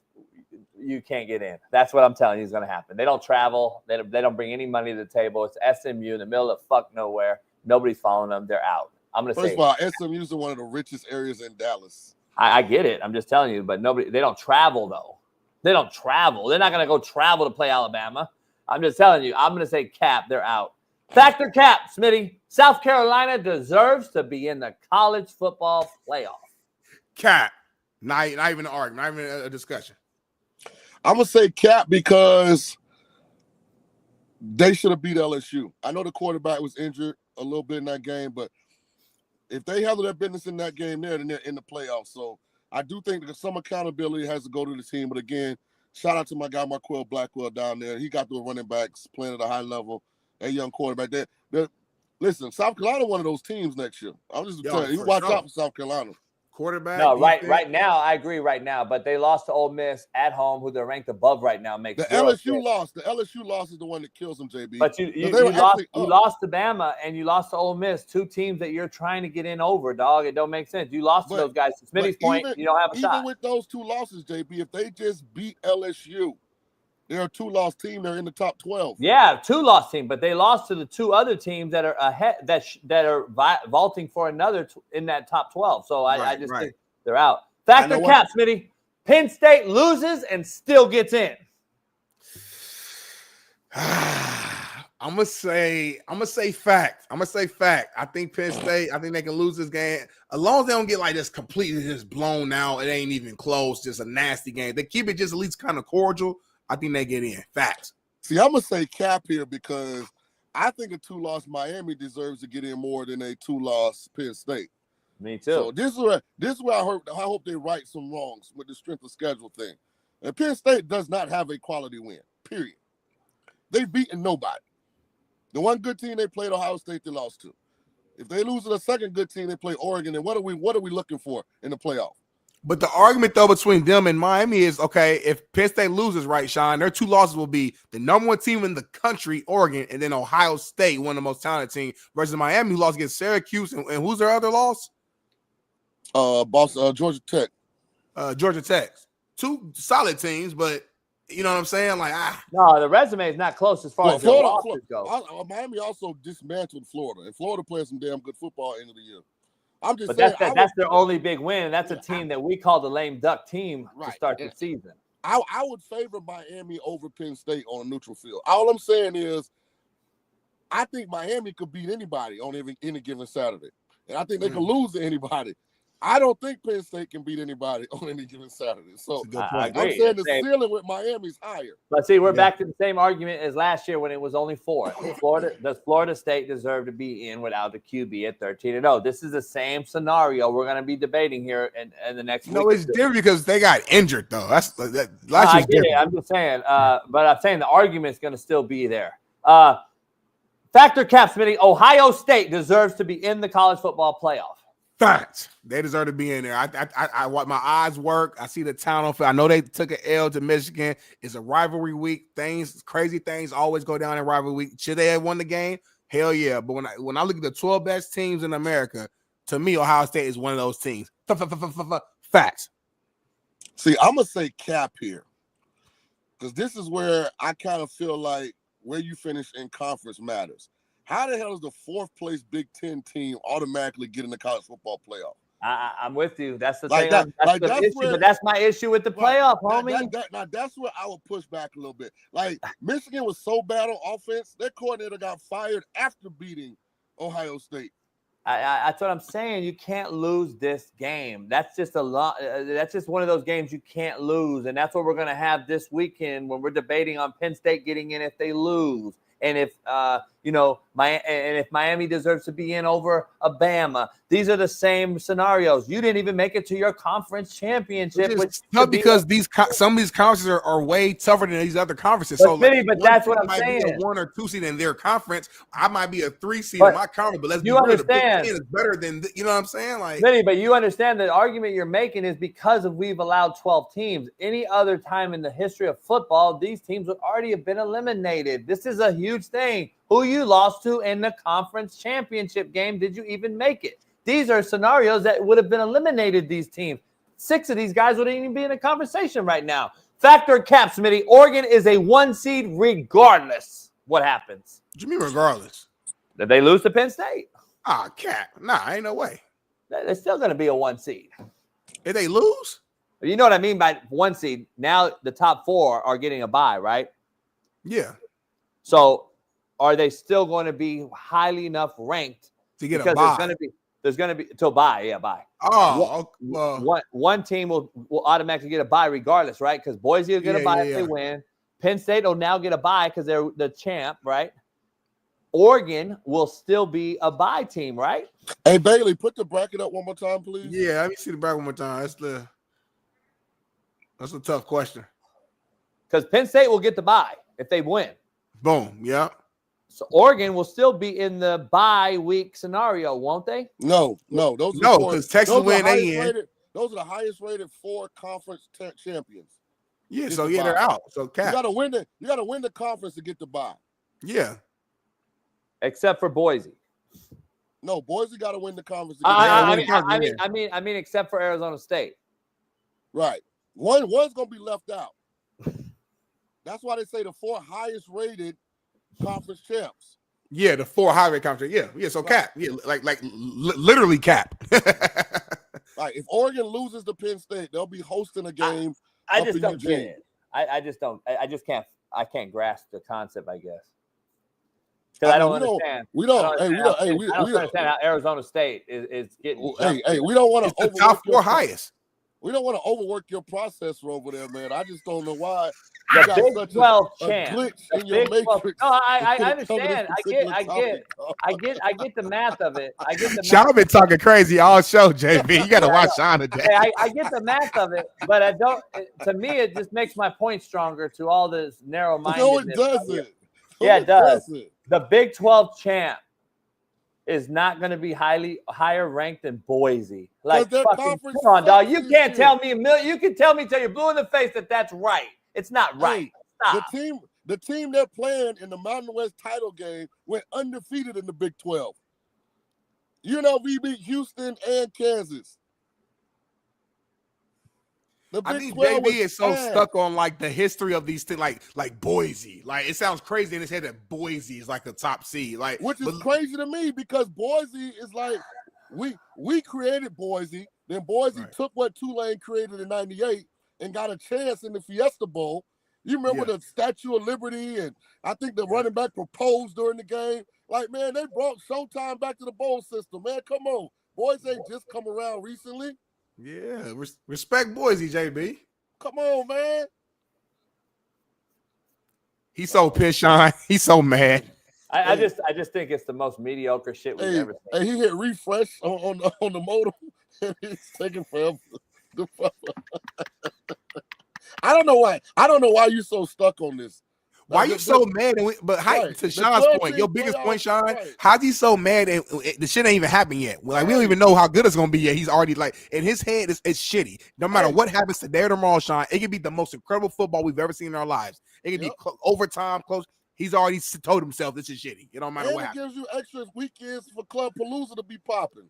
Like, why are you so against it?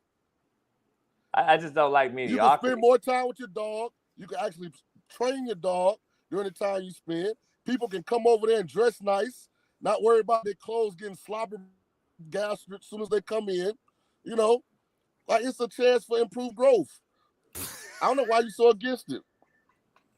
Hey, can we give our picks out? Our lock picks sponsored by BetUS.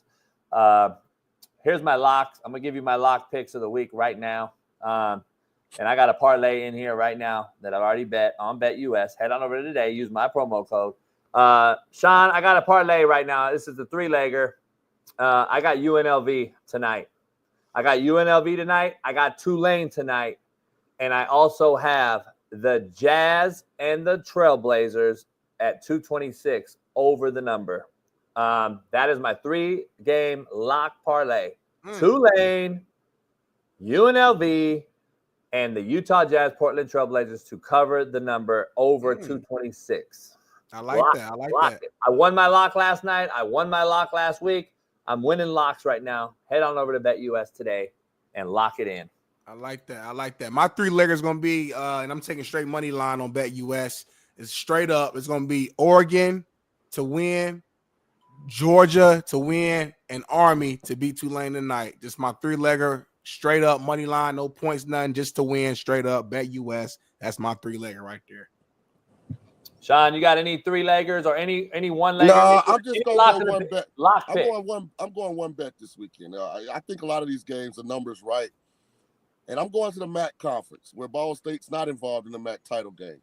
I'm going with the Ohio Bobcats on the money line to beat Miami of Ohio. If you have not seen Navarro, he's one of the best dual threat quarterbacks in the country. That's the quarterback for Ohio. They're getting 2, but I'm taking them on the money line. I think Ohio gets it done Saturday morning, wins the MAC title. Hey, that boy Bailey got excited. Then he jumped in his screen, took Shaun off. I brought Bailey in. JB. Shaun, I agree with you. I got him Ohio money line as well. He said Ohio, and Bailey got naked and shit. Right, I was like, shit, Bailey. He gets straight off and everything, didn't he? Hey, that's why I wanted to bring Bailey in. He was hyped. I was like, oh shit, Bailey agree. All right. Okay, Ohio. Ohio. So again? Over Miami of Ohio. I mean, you should know it's your conference. I know, but Ball State had a bad season, so I kind of blanked out. Yeah, right. So real quick, factor cap to end the show. Joe Burrow should be the MVP regardless of his team's record. Cap. Now you nothing to talk about cap. First you can't lead the team as a quarterback to the fucking playoffs. That's the problem. I don't give a damn. Hey, your guy Richard Sherman said it last night. Come on, man. Sure. By the way, out of all the broadcast teams, that one is like the least. Like, I don't think I've ever watched them this year after the first couple of weeks with the volume on. That Amazon Prime thing? Yeah, that's man, awful. I can't do old boy with the fucking hoodie and the suit. So Fitzpatrick. So let me say no. What's his name? The fucking lineman. Oh, Andrew Whitworth, great dude. No, I know. I'm saying I can't do the sweater and the I don't have anything against any of them personally. I just think as a group, it's terrible TV. There's way too many people up there, first of all. Way too many. Let me say this. Say it.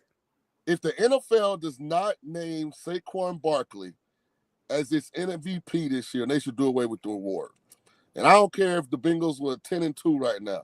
Saquon Barkley is the best player on the planet in the game of football as we sit here in the first week of December 2024. I don't want to hear about running backs going to win the award. I think Josh Allen's raising his hand, though. Yeah, he might be, but I'm just saying NFL needs to get out of this quarterback rule. Right, it's almost like they're ostracizing guys from playing certain positions. Right. Like, just bet on the best player. If it's a running back, so be it.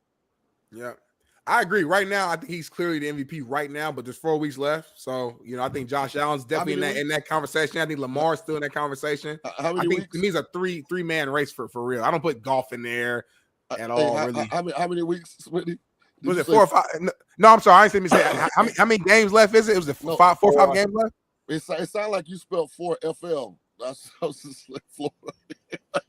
I think there's 4 games left. Or Detroit has 4 games left, so I don't know if there's 5 games left. That's what I saw. I was like, I think it's 4 games left. Yeah. Hey, shout out to Tulane. Before we go, shout out to Tulane. FYI, I do not bet on my team. Simply because when I watch them play, me neither. I don't want to be happy and pissed off at the same time. Yeah, I never bet on the Colts. They don't cover the number. I just want to sit back and watch my boys handle business tonight. Good luck, Shaun. Good luck. I'm betting them. Shaun, enjoy the weekend. We'll have Palooza tomorrow. We're playing poker. One day you have to come back. I'll take your money again, and then and then we'll get on the boat. The boat's in the shop. We're taking it out, getting it ready for the Christmas parade. So, all right, let me get off this Starbucks Wi-Fi before they try and charge me. Yeah, it's 9:30. All right, homie, be safe, man. Watch out them aliens. What time is it? Man, great week, great first week back, man. In our studios, my TV look better than your TV. I think it's just closer, so the light look a little better. Nah, mine zooms in. My camera's so much better than yours. It just focuses. Yeah, but whatever. My screen looks better, so that's. But cool. I got you a camera though. I got you a camera, so it'll be the same. Yeah, I appreciate you. You got me this camera too, so I thank you for all that shit. But I'm gonna get you this camera too. I don't know if I want that because if I do, I don't want my screen to look bad. My screen looks good. I want your shit to look shitty too. That's what I'm saying. Nah, you know what? You keep the camera. I like this. Bailey, thanks for having a great week of production, Bailey. We look the same. I also got the mask. So we're gonna look the same. Bailey, thanks for having a great week of production, man. Great rundown, JB. Hell of a job leading this show, man. As the Coach JB show with Big Smitty. Thanks for the fans, man. Thanks for all the new members this week. I think we had over over 100 new members possibly this week. Let's keep that thing going. Make sure you go subscribe to our other channel. JB calls his backup channel. We're not a backup channel. We're just another channel that JB's gonna put exclusive content on. It might be him playing poker tonight. It might be Palooza. It might be on a boat. It might be who knows? But if we get 1,000 subscribers to that new channel, I'll go live at the poker in the football Palooza with Steve Kim and everybody because we got a lot of people here. Yeah, we got a lot of people here. Yeah, you gonna come? Oh, y'all better go to 1,000 subscribers in right now. You gotta go to 1,000. Oh, you're not coming out? No, I got a busy weekend. I can't. I'm popping the whole weekend. I might see some videos or something though. I'm too. People hit me up. Smitty, we need you. So I got to do for the people. Next week we'll have some guests on. We'll have Michael Lombardi coming on. We'll get his thoughts on this as we wrap the NFL season. He'll give us some takes, and then T's and P's to Randy Moss because apparently he stepped away from ESPN today. He's not doing very well, apparently, after relinquishing out some videos that he's not very doing health-wise, not very well. They had some yellow eye pictures, and they were saying he's not healthy. I don't know what's going on with him. Hopefully it's not his pancreas or kidneys or something. So, liver, I don't know. We'll see. Shout out to them. Shout out to all the guests this week. Shout out to everybody, and enjoy the weekend. We'll be there tomorrow right here at the Palooza, packed on a poker night. And watching these championship games. And I'm telling you right now, head on over to the new channel. Get the link is right here. Go subscribe right now. And I'll go live tomorrow night right here from the Palooza. And also head on over to BetUS today. Get my 3 parlay lock pick of the week. UNLV, Tulane, and the over-under 226 Jazz Trailblazers. I got Army, homie. Huh? I got Army, homie. I know. So that's He conflict. was right. Fuck, confidence is fucked over Bet US. Anyway, all right. I'll holler at you guys on Monday. Enjoy the weekend. Peace.